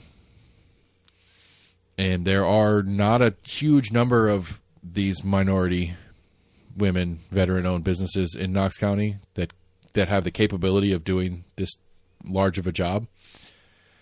And those that do can't sit and wait for your contract. They're working. Apparently there's a couple of pretty big companies that are Knoxville-based that are in Nashville because Nashville's building so much shit right now. Yeah. And it's like, yeah, we'll happily work on the stadium, but we've got this project and the deadline is this. So if you want to wait until we're done, we'll happily come over there and do it. Apparently there's a bunch of contractors in Nashville that would fit the bill by the rules and whatever set forth, but they're all busy. And so, they're trying to get 2% more, but they're all out of these tier 2 and 3 contractors, which are much smaller percentage of work kind of deals. So it'll have to be a lot of people. Because it's like you have like a rough plumbing, like you have a plumber come out. Right. And so they frame in this whole fucking thing and you have a certain plumbing contractor that runs all the main shit. And then you have the guys that come out and actually install the toilets and shit like that, which may be a different plumbing company. Right. But the guys that install the toilets and the faucets and that kind of shit are going to be percentage smaller than the guy that did the whole fucking rough plumb. And so you'd have to get twice as many, 3 times as many contractors of these special categories to cover the percentage that you're trying to cover. So they're going off percentage of cash. Percentage of cash. 17% of the $100 million or whatever the total check is. So $17 million, $20 million, somewhere in there is how much they're supposed to spend, or they're trying to spend on. And apparently, just hire one really big, high-paid contractor, right, to do nothing, just overseer, just drop them $2 million, and that gets you that 2% you're looking for. Right. Here you go, friend. Fixed it. Yeah, I mean, just take it out of Boyd. He said he was paying for any overages, so I mean, it's what you got to do to. But I know that was a joke or whatever, but that to me is why trying to set shit up like this is not necessarily a good thing. Trying to put parameters in place, because I mean, at some point, if it was in writing, it would be in Randy Boyd's interest to do something exactly like that. To have, like, let's say the city and the county in the agreement had 17% of your contractors have to be of minority color, whatever, blah blah blah blah blah, or it's a $5 million fine. Well, at some point, it would actually be in Boyd's best interest to pay a guy $2 million to do nothing, so he can get to that $17 million in spending on minority contractors, so that he doesn't have to pay the $5 million fine, because it's a net $3 million reduction for him. It doesn't really necessarily help, because one of the contractors, the big contractor that's like 5 or 6% of the 15%, is one of his main contractors that he uses for everything. Like, he already knew that 5 or 6% was going to be rolled in because of this one that does them, like it's the framing group or something like that. Like, he already knew that was there. And so theoretically, if it was in writing with penalty, it could have been in his best interest to overpay this one contractor just to make sure he gets there, which doesn't help anybody except that one contractor. What are you looking at? What are you looking at? Pred score? No, they don't play tonight. They don't play tonight? They played last night. Oh, did they? They did. Did you know that? I don't. They played your team. Oh, was it Pens game? Yeah. I had an alert that said Pens game was starting, and I didn't get an alert that said a Preds game was starting. Yeah. Pittsburgh won 2-0. Damn right they did. Sid the Kid. It's the shit. He didn't score. But he did. He may not have put a goal in his heart. Yeah. He may not have put a puck in the net, but he made a difference in that game. I guarantee it. That's right. If he wasn't there, just being there. If he wasn't there, it might have been 1-0 Pens. One of our former players is on the Pens team now. Was it here or there? It was at Bridgestone. Yeah. No, sorry. Yeah, no, it was at PPG Paints. Yeah, PPG Arena. Yeah. Pittsburgh Paint Group. I don't know what that means. Something like that. Son of a bitch. I sent it to you. What did I send you? Pull up the messages for references. You sent me the lefty riot at the legislature. Oh, yeah. Mr. Trump's indicted or not? I'm really still Someone confused. sent you. Yes, he is indicted. I'm still really confused. What are you confused about? Well, because like one of the news things that I was listening to was talking about how the grand jury was taking a break for like most of the month of April. Right. And that they didn't say anything yet. Right. That's what I said when I sent you that. I was just reading a story earlier in the day. I still don't like. I mean, this is such a dumbass thing to whatever. Like, again, it's nobody's above the law. If it's a criminal thing, it's a criminal thing or whatever. It's still. What? I don't think it's. In the political sense of things, it's not changing anything. If anything, it's helping Trump. It's not hurting Trump. I'm sure it's going to cut both ways. I don't think so. Unless there's some way that they can get this to disqualify him from running. It doesn't. I don't think it's going to change anything. By law, the only thing you have to be president is over 37, a U.S. citizen for more than 14 years. I thought you had to be born in the U.S. I don't think so. I think so. Pretty sure. That was the whole. But I think there is something there. You have to at least. I guess you couldn't have been born in the U.S., moved away, and then moved back, run. 14 residents. Okay. Yeah, I think you have to have like 14 years. I think 14 previous years before you run. I think you have to have been a resident. Yeah, I forget what like the last one is. Because that was the whole. I mean, again, because it's a Trump. But technically, he could still be president from jail. It'd be a logistical nightmare, but Secret Service would be pretty fucking easy. He's not like he's going to be in fucking Gen Pop. Right. I think there's, I don't know. I mean, as many people have pointed out, that's not the only lawsuit he has going against him right now. Well, it's not a lawsuit anyway, but I get what you're saying. That's not the only criminal complaint against him. I just don't think that, like, of the potential criminal complaints, I think this is the least valuable and the least turning heads. Some rich dude paid off some chick to not talk about having sex with him. It's more so that he used it as campaign funds, or wrote it off as campaign funds. Maybe. So I think, I mean, they haven't announced what the felony charge is. Well, as I understand it, it's a fuck, I can't remember. It's past statute of limitations, except New York delayed expanded statute of limitations on all charges from the pandemic. And so if there was no pandemic, this wouldn't be here. Like, this would have been past statute. I tried to look up statutes, but I'm not sure what exactly they're charging him with, because it changes from charges to charges. Okay, because the question, the real question on this lawsuit, or on this criminal charge, as I understand it, is it's the argument of the hush money was for his political gain. Right. And that's where it becomes a campaign finance felony, paperwork, whatever kind of shit that's at play here. I think those are two different issues. I think the campaign finance had to do with the payments being classified as, because he basically paid Cohen, or gave Cohen money to pay Miss Clifford. Right. And Cohen was on salary as his campaign attorney. Right, but then I guess he wrote checks to Cohen to reimburse him. But he basically wrote those out as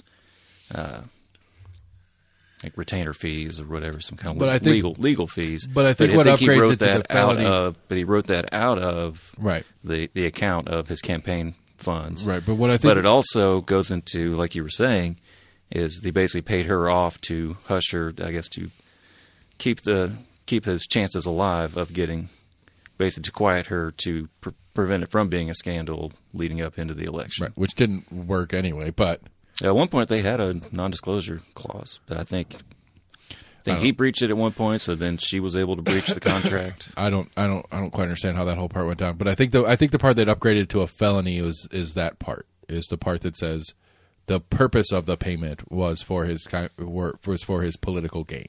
Right.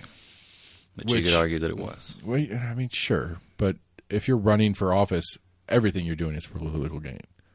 Or, I mean, like, I don't know, like how I don't know how you could say that anything, or inversely, how could you definitively prove that it was for his political gain and not for his personal protection in a marriage and whatever the prenup agreement was and kind of shit like that he was trying to protect. Like, how could you? Like, I don't know how you could make the. Yes, you can make the case, but I don't know how you could.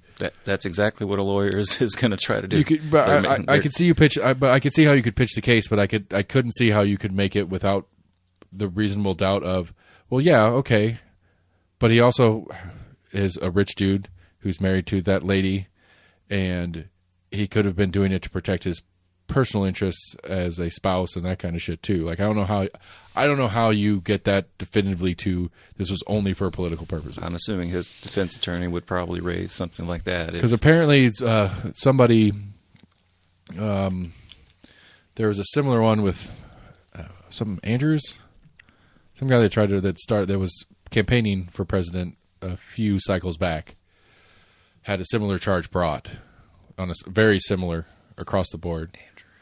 Maybe not Andrews. I don't remember. But it was some Republican running for president in the primary process.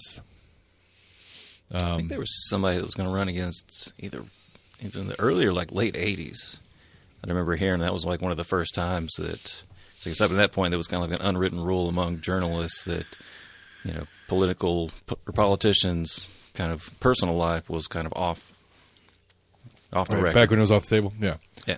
But I don't remember who it was off the top of my head, but there was somebody who had a very similar case that was probably a stronger case, that it was clearly for political gain because he wasn't like independently wealthy like Trump is and didn't have a prenup issue and stuff like that like Trump would, whom ended up not winning the primary but was a senator or something like that.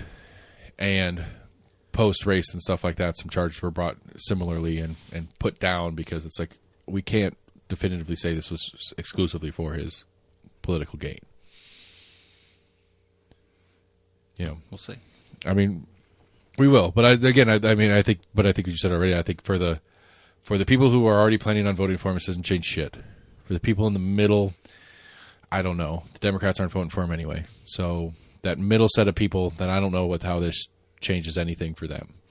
I think it was earlier today I was reading an article that some people kind of worry that this is going to kind of take the whole spotlight off of the more important cases that are coming up against him. Right. I mean, one of the more detrimental, I guess. Right. My Breaking Points podcast, their whole thing is egregious, right. Their whole thing is like, sure, yes, we're not disagreeing with the premise of this is this has the potential to be the thing here, but in the political picture of it, of the three essentially that are floating around right now, this is the least valuable and the least likely to really change anything functionally. Right.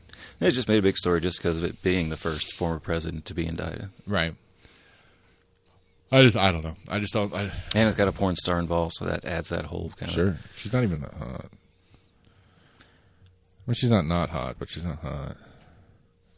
I don't know. Well, I mean, her peak years were like 15, 20 years ago. Sure. That's a fair point. Like, I think the Georgia... The Georgia criminal case is probably the one. I think that's the one that'll actually people will go, okay, I can't do this anymore. I hate Biden. I hate Democrats, but I cannot follow down this rabbit hole. I think the documents may have more against him than the Georgia case. As far as evidence, I think it's no, I don't think so. Because I think you run into you run into the okay, yes, Biden was giving when he got caught with. He wasn't trying to not give them back or whatever, but there's so many that have gotten like him and Pence and Pence and Biden and Trump and how many other fucking people are like, oh yeah, we got some confidential shit too, my bad. On a politically speaking, legally speaking, I don't know. They're not going after having them. Their main issue was that they've had to go after them to get them back on more than two occasions, and then he signed a federal document saying that he did this, and I think one of his lawyers has now turned against him, and basically and again, not to say it's not functionally criminal and that no one should be above the law, blah blah blah. That's. But I think that's the bigger case in it, is he has withheld them. But politically speaking, I don't think that's one that changed anything. Again, I'm not saying that. Yes, 100%. Nobody's above the law. Everybody should be. If anybody is found to be contributing to a criminal act, they should be tried and the whole fucking thing. But we know that doesn't happen regularly, especially with politicians, especially with high-ranking, long-term politicians, shit like that. We shouldn't start now. if we're going to start now, you better start now across the board. You can't start one way or it's going to scream exactly what sells well for Trump and his fans. No one else has been. I mean, well, is it a criminal act to have classified documents that you aren't supposed to have in a place that isn't secure? Believe so, yeah. Okay, so is Biden getting charged? Don't know where that is standing. Okay. Is Pence getting charged? Don't know if there's any case against him. Okay. Again, I would argue that Bush has shit in his house that he's not supposed to have, and I would say Clinton and everybody else does for decades. I'd say after this, I'd say just it's about pretty everyone normal. that's alive has gotten searched. I don't think so, because Bush ain't running again. Clinton ain't running again. I mean, what do they have? Like, they have no political future to try to protect out of this, nor is there any political gain for the Department of Justice to go after him for it. All right, you're right. Yeah, everyone has it, and it just happens. It's just normal. It is. I think it is normal. I think that's what we've shown. It's not. I would be hard pressed to believe that Bush doesn't have some shit he's not quote supposed to have. Whether it should have been classified in the first place or not is beside the point. But I would be very hard pressed to believe that Bush Jr. doesn't have some shit in his house that is classified materials that he's not supposed to have, that it's supposed to be somewhere else. Okay, cool. And the same with Clinton and everybody else. It's not a party thing. I think this is a normal thing. In your mind, they shouldn't charge Trump for this unless they just search any president that's alive and prove beyond reasonable doubt that there are no other documents in any other president. Then we'll go for the Senate, and then all Congress people should be searched. I would love to see that happen. Yes, I would love for that to be the process. Absolutely. Gotcha. I think that wouldn't be seen as an overreach of the Justice Department, a weaponization of the Justice Department, would it? Or would that be the Justice Department doing their job? That would be them. Which way is it? Is it Justice Department going after someone for doing a crime, or doing their job? That would be them doing their job. If they went and searched down and broke down every single person that had classified documents that shouldn't, or any of these other fucking things, anybody who has campaign finance issues. Right. If they went after every single person that did it, yes, then it's not a weaponization, because then it's them just doing their fucking job. Because it's investigatively feasible to do that, to just start an investigation on anyone and everyone with no knowledge going into it. Because you can go to a judge and say that you suspect someone and get a search warrant without evidence, right? No, you can't do that. I have no idea how that shit works. You can't do that. Okay.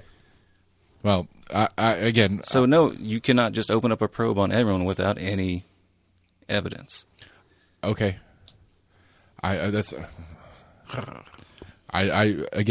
would have a very hard time believing that it is not a semi-normal activity. Hillary did it when she was Secretary of State. What'd she do? Secretary of State. What'd she do? The whole home server thing. She admitted to doing it. Yeah, she used her personal cell phone for State Department correspondence, and she had a server at home that held classified documents in her house. Gotcha. Was that legal? Was she supposed to be allowed to do that? I don't think so. I'm pretty sure that was what the whole conversation was about. Don't know that specific of it to answer, to be honest. But she gave most of them back and then deleted a bunch of them and broke those servers and other shit. Whatever, it doesn't really matter. I don't think it is abnormal. Is the moral of the story here? And yes, I think but she sat down in front of Congress and answered all that, right? Unlike others, no. I don't know. Yeah, she did. Did Congress call Trump to testify about his document storage situation? About the document storage, no. What did Congress find when they talked to Hillary about it? There was not enough there to prosecute. Well, they don't prosecute people anyway. Exactly. Okay. So what did the Department of Justice do?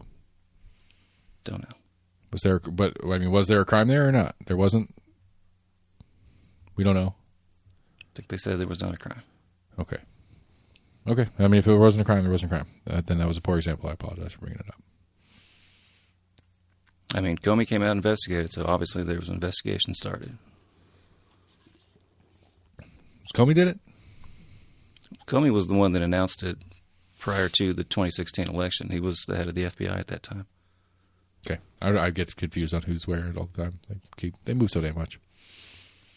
I don't... Yeah, when you get a president that comes in there and threatens him, kicks him out, that shit happens. Sure.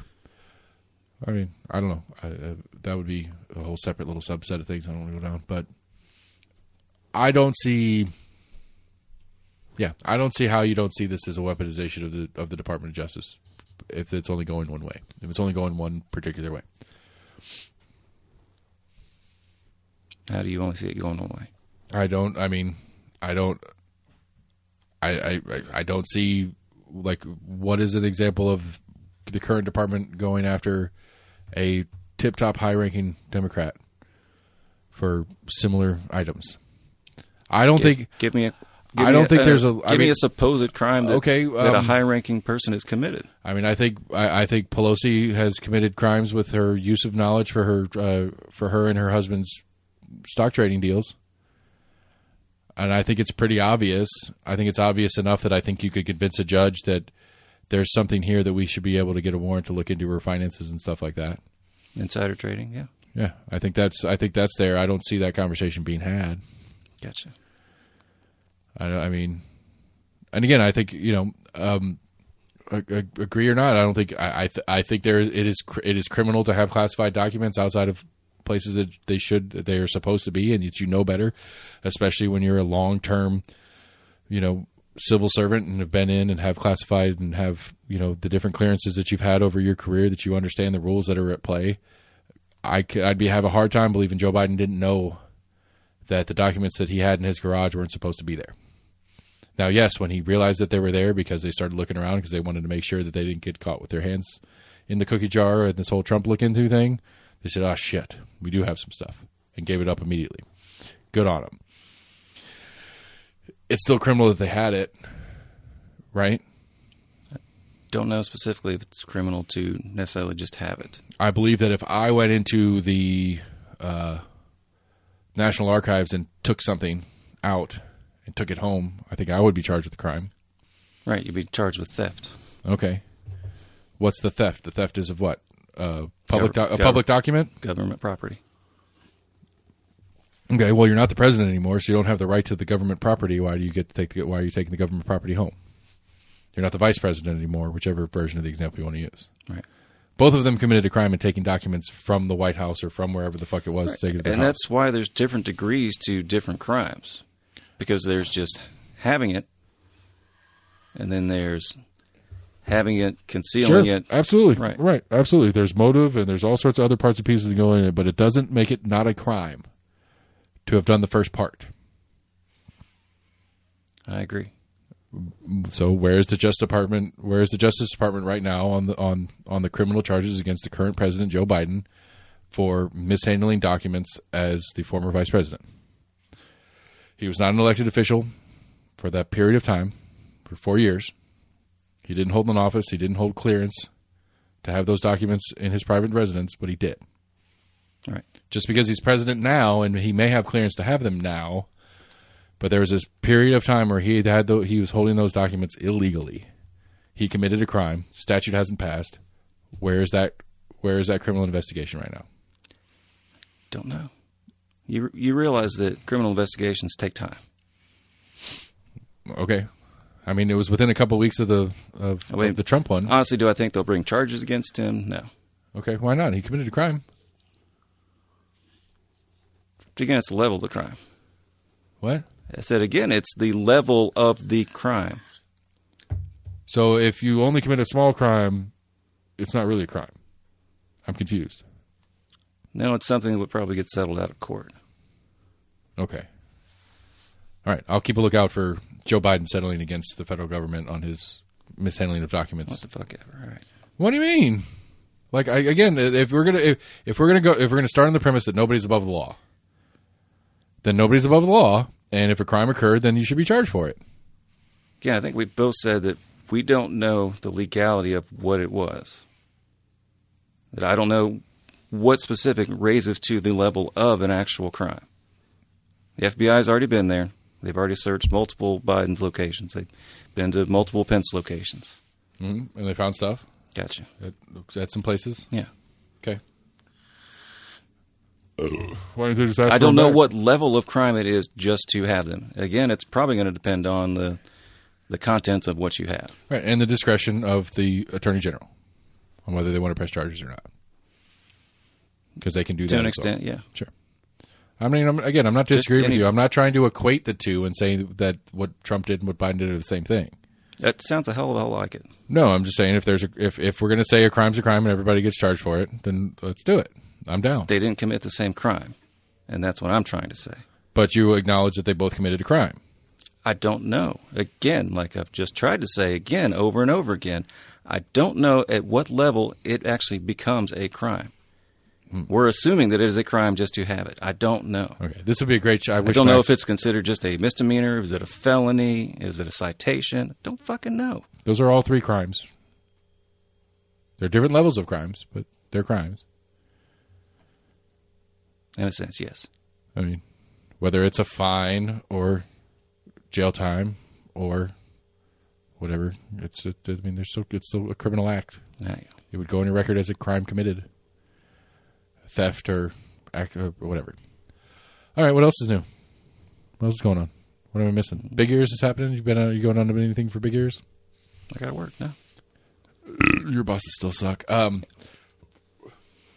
I'm curious. I asked Scott and Jesse to do their job on my request. I'd be curious how the city of Knoxville and KPD and stuff like that feel like this weekend goes, because it's a crazy weekend. It's marathon, Big Right. Ears. So yeah, like the marathon, Big Ears, the Eagles are at Thompson. Are they really? Yeah. So, like, tomorrow, I mean, Big Ears is going on all day. Big Ears is parades tomorrow morning. This morning for the listeners. The Youth 5K is tomorrow morning as part of the marathon weekend activities. All that's tomorrow, and then the Eagles are tomorrow night. And then all the Big Ears stuff going on, and then a couple of venues have concerts that aren't affiliated with Big Ears. And then Sunday, Big Ears continues, as well as the Knoxville Marathon proper, and all that kind of stuff. And so it's going to be a crazy weekend downtown with a bunch of different shit going on. And I'd be really curious to see how KPD and the city of Knoxville feels like they handle the traffic and the volumes of people and all that kind of stuff. I don't know. We'll have to see. I will follow up with Scott and Jesse on Monday or Tuesday and see if they know who to ask those questions to on how they feel about it. Because again, I don't have a comparison. Because like KPD, like, yeah, everything went great, but then it's like, everybody that's down there's like, it sucked, couldn't park, couldn't drive, couldn't do shit. I mean, that's any fucking game day on a football day. I mean, for 2 to 3 hours on either side of the game, right? So I mean, it's anything out of the ordinary.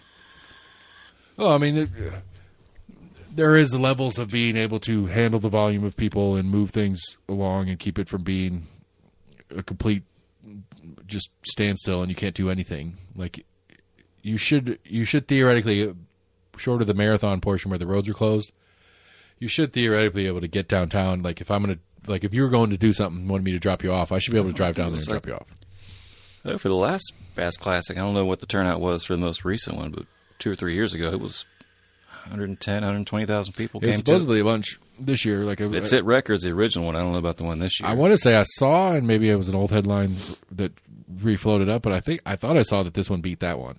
Wouldn't surprise me. Which I don't know.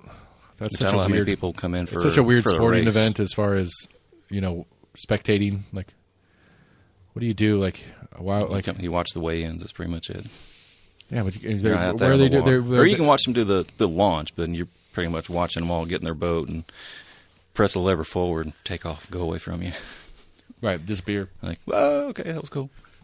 Yeah, I always think like bass boats are crazy to me because they're like speedboats, but they're also real flat and like they you have like the Miami Vice speedboat of old. Yeah. So they're not shaped and functioning like that, but they kind of do because like apparently for the way the contest goes. You really need to get where you're going quick, and then hang out, and then get back quick. Right. So you can spend the majority of the time fishing, not getting to and from, and like you're not doing most of your fishing right there off of Volunteer Landing. You're getting way out in it. Some do. It just depends. I mean, I guess. I don't know. One I saw was in Birmingham. One of the guys, I don't know if he actually did well, but he didn't go too far from where they put in at. Like there was a big like rock wall or whatever, so he ended up just fishing real close to where he let in. So he saved a lot of time in that transit. Right. Not having to go far off. But yeah, I don't understand the rules of the game. But you can go, I remember looking at it the last time they had it here. The previous time they had it here. And it was all the way up to like Fort Loud, or all the way down to Fort Loud and all the way up to like close to Norris. It was a pretty wide swath that was a part of like the regulated area. Yeah. Because I know I should call my brother to ask him, because he's on a little, like, inlet kind of thing. Mm-hmm. Not that he could see any of it from his house because there's so much trees and shit, but like I've seen a couple people that I know that live out here that have talked about seeing guys fishing, just off of their little cutout in the river that juts out into their neighborhood or whatever. Everybody thinks they found a little honey hole. I don't know. I don't understand. I don't understand it as a sport. Like, I don't understand the way the sport part works. I understand the activity and the hobby. You're just trying to catch you have two. Right. You get a certain number of fish, and the combined weight of however many you're allowed to have is your score. And it's in a certain time period or whatever. Like, yeah. I don't know. Johnny does it. I should ask him. Mm-hmm. Fuck, I know I'm forgetting something big that happened this week. The election thing's probably going to go through.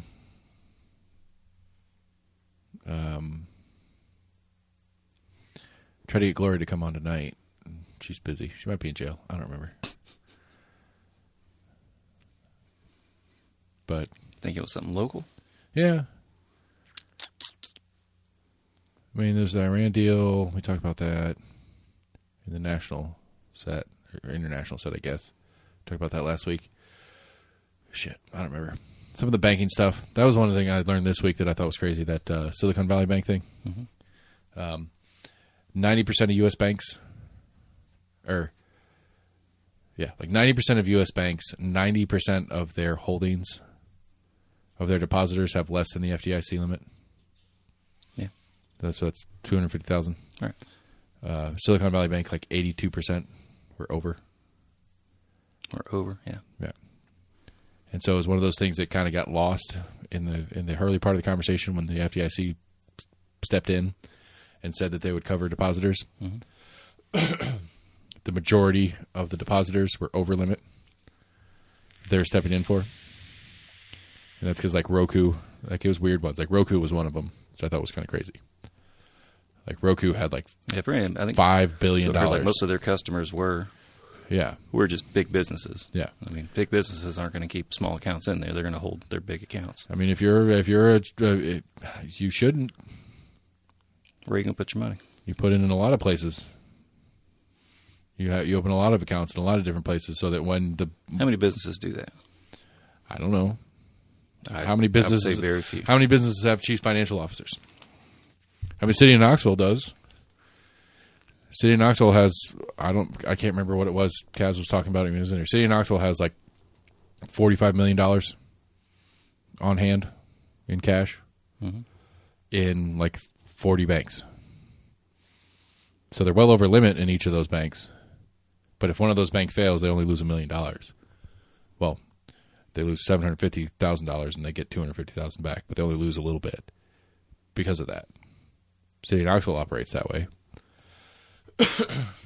I would think that would be not abnormal if you're that big, that maybe you have some accounts that are significantly larger, like payroll, because you have so many people that work for you. All right, that's what I was kind of thinking. If you're a big company, you've also got to make large sales or large purchases. Right. But you can't be like, all right, put this much on this card, this much on this card, sure you take can. it on this card. Fuck yeah, you can. If I'm a salesman and I'm like, hey, I'm selling you this thing and it's $1 million, you can write me 6 checks from 6 different banks. I don't give a shit. I just made $1 million sale.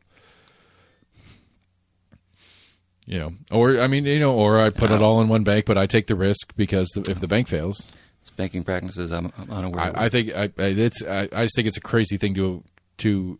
I think it's crazy that the FDIC stepped in for those depositors, because the most likely outcome is what happened is whatever Citizens Bank from Charlotte ended up buying it, Yeah, I saw some bank. I couldn't remember which one. Yeah, it was like Citizens National or U.S. Citizens Bank or something like that. Ended up buying Silicon Valley Bank. Yeah.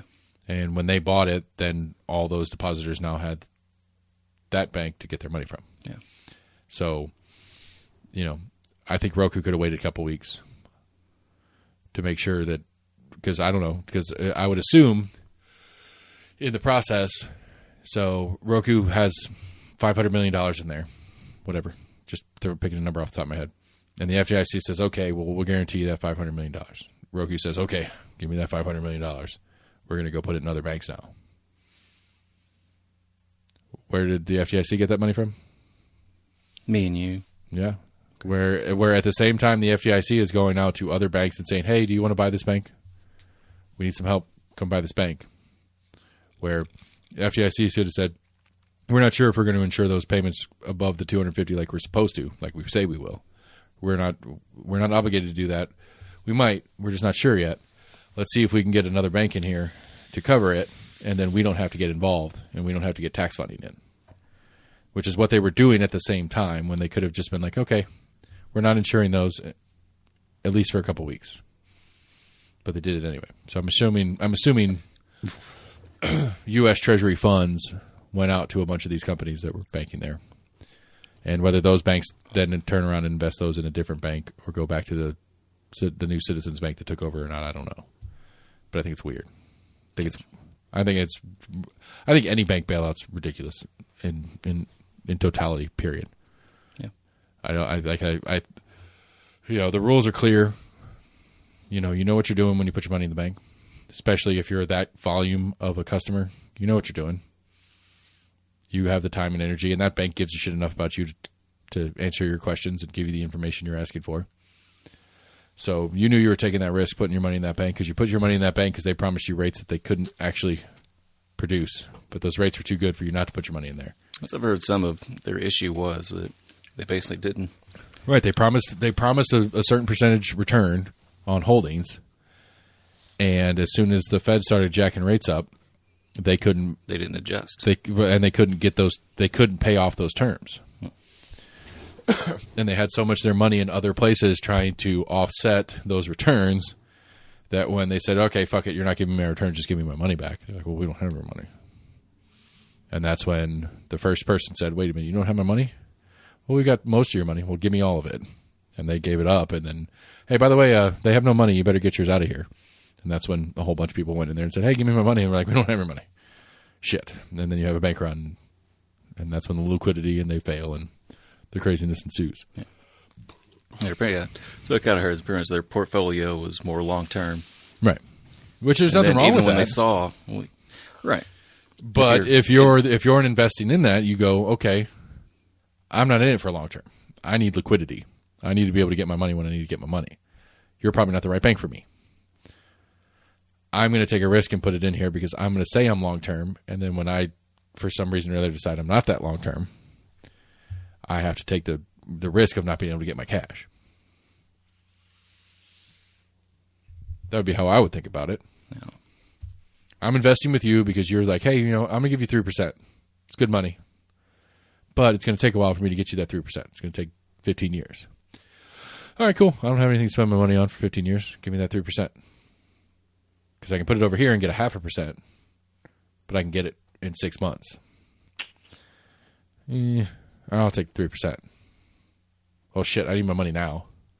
Well, we don't have it because we invested it like we told you we were going to. And we're not getting the returns we thought we were going to get. Oh, well, I guess it was a bad investment for me to put my money in your bank. It's okay. Federal government will back us up. We're good. Which is what happened. So everybody got their money back? Pretty much. Pretty much? I'm pretty sure. You're pretty sure? The majority of it. More than they should have. You're pretty sure a majority of people got most of their money back. I am confident that everybody got more than their guaranteed return, yes. They got more than the $250,000 that the FDIC guarantees for banks. Gotcha. Yes. Confident of that one. Anyway, news of the weird. It gets funky.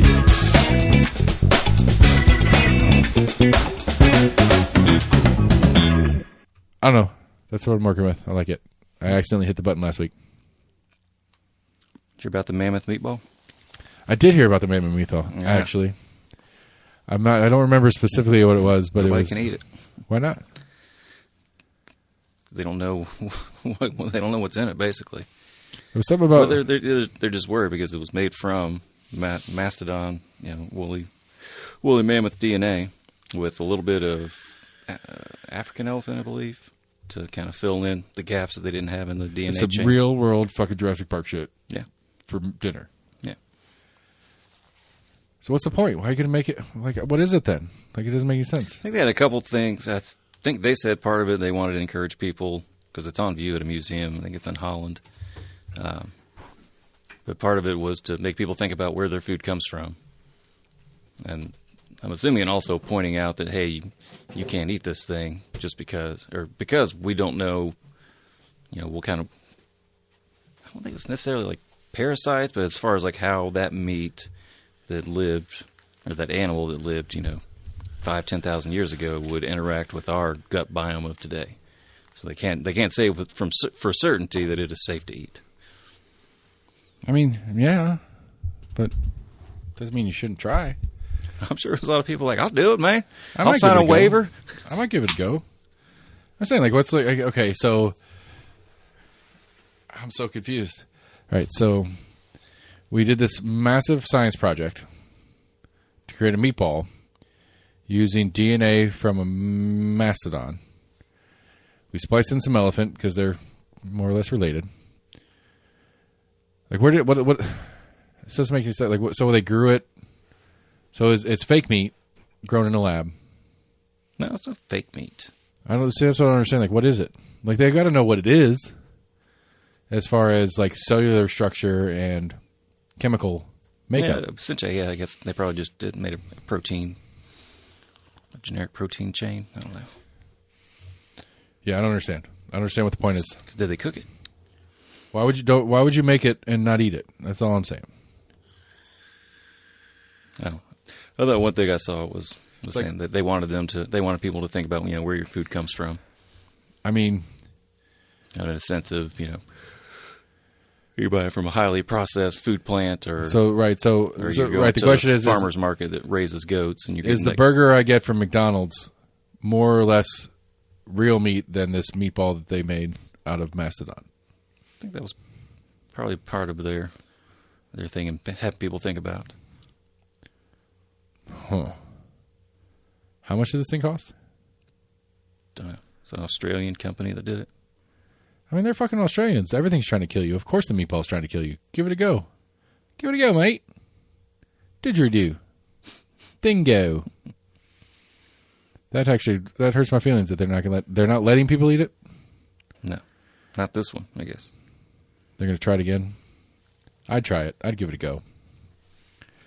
But, like, the idea, the funny part to me was like... It was presented as a source of protein that would get people talking about the future of meat. Okay, so it's talking about genetically engineered meat. I think it was doing a bit of both. Okay. Because it's the size of a fucking basketball or something like that. It's fucking big. The picture I saw. Yeah, it's kind of hard to tell perspective of it. It shows it under one of those glass kind of bell things. No, the one that I saw had like a guy setting it down on the table or whatever, and it looked like about the size of a basketball. It was big. So I have so many questions. Did they cook it? They created the meat from... I mean, it looks cooked. I mean, it's brown at least, but I don't know. I'm just saying, like, they created it. Did they cook it? Is it seasoned with some Italian seasoning and whatnot? Like, what are we talking about here? Is it just... Let's see here. A raw meatball? It was being prepared, first slow-baked, and then finished off on the outside with a blowtorch. Somebody said it smelled good. I mean, I'll bet. I mean, you got to... Yeah, you'd have... Well, I would do it the other way. Between the size of a softball and a volleyball. So not quite basketball. Okay, not quite basketball. A little smaller than... Yeah. Apparently it was a small person in the background of the picture that I saw. Yeah. I don't understand. Like, I just don't understand this at all. Like, I don't get it. Because if the idea is that, like, hey, look, we can engineer meat without actually killing anything, because that's a thing that's happening. Yeah. We can engineer meat without killing anything. Check it out. But don't eat it. We don't know what it is. We don't know what it's going to do to you. It's not a good sales pitch for engineered meat. I don't think they focused on that as much. I think that was just the immediate question that most people ask, like, "Oh, what does somebody eat? Like, what's it taste like? What's it like?" I mean, like, yeah. Oh, we're not going to let anybody eat it. How do you not foresee that question though? Like, again, what do you like? What's the pitch here? Like, okay, if it's just if it was just a publicity stunt, for what? If it's a publicity stunt making fun of the shit that we actually eat, I don't know. Maybe they wanted to head off fucking. Like, to me, it sounds like it sounds like an war. anti. Who's going to pay the most to get the first bite of it? It sounds like, all right, nobody's going to eat it. Before you start trying to like bid on this, like, I don't care, $2 million. No, you're not getting a bite of it. It sounds to me like what I'm hearing is this is an anti-engineered meat test. What they're saying is we engineered this meat based off of this animal that doesn't exist, and we don't know what it's going to do to you, so you shouldn't eat it.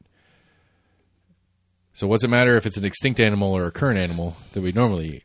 They didn't create a product for market, so I don't think people are really reading into it that much that, like, why did you make something and then I can't even eat it and you're scaring me? I don't think people are going down that rabbit hole of that's what I'm saying. I don't understand. Like, what is the move here? The move here is you created it because you could, or you thought you could. But to what end? And you brought up the idea of it's to raise awareness for where our foods come from. And to me, the leap that I'm making immediately is, well, there are people out there that are trying to engineer non-animal meat, right? Which is basically what this thing is. And they're saying, don't eat it. We don't know what it is. So to me, this is animal meat. It's not plant-based or anything. Did they kill a thing? No, but it's based on the DNA structure of it. I know. That's what I'm saying. Then they're trying to make, like, there are science labs doing that. It's engineered to make like beefsteak without a cow. Right, but it's not made based on the protein structure of actual meat, as far as I know. What little I know about. Yeah, I don't like fabricated meat. Again, like to go back to, it's like, so what's the point of doing this? I'm not trying. Like, I'm legitimately asking that question because I'm jumping and leaping and going all over the place, and I'm confused. We're doing this because we can. We're doing this to raise awareness about what you're putting into your body. I don't get it. It's neat, I suppose, but what's the point? If the point is to raise awareness, what are we raising awareness for? Oh, maybe I misconstrued the awareness. Okay. I mean, I don't know. I would take a bite. I'd try. I want to eat one. Last call, my friend. That's it. All right, everybody. Good night. Wrong button.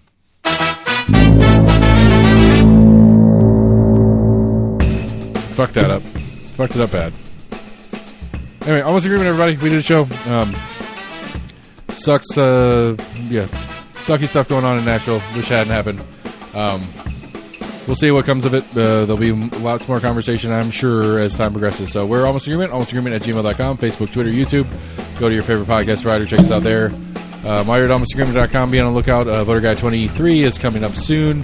I've been talking to Gloria Johnson. I'm going to get her in here. We're going to do a show. We're going to talk about some of the different session stuff that's going on. She basically said that some of the committees, as the committees start winding down, she'll have a little more time, so we'll probably pick her up then.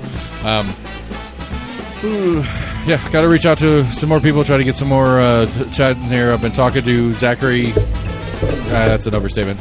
I reached out to Zachary's team to do a session review show, as well as Elaine Davis and some other people. I'll reach out to Eric Wader, see if what he has to say about anything, too. So we're Almost Agreement. We're going to keep doing what we're doing. We appreciate y'all for hanging out, and we'll talk to y'all soon.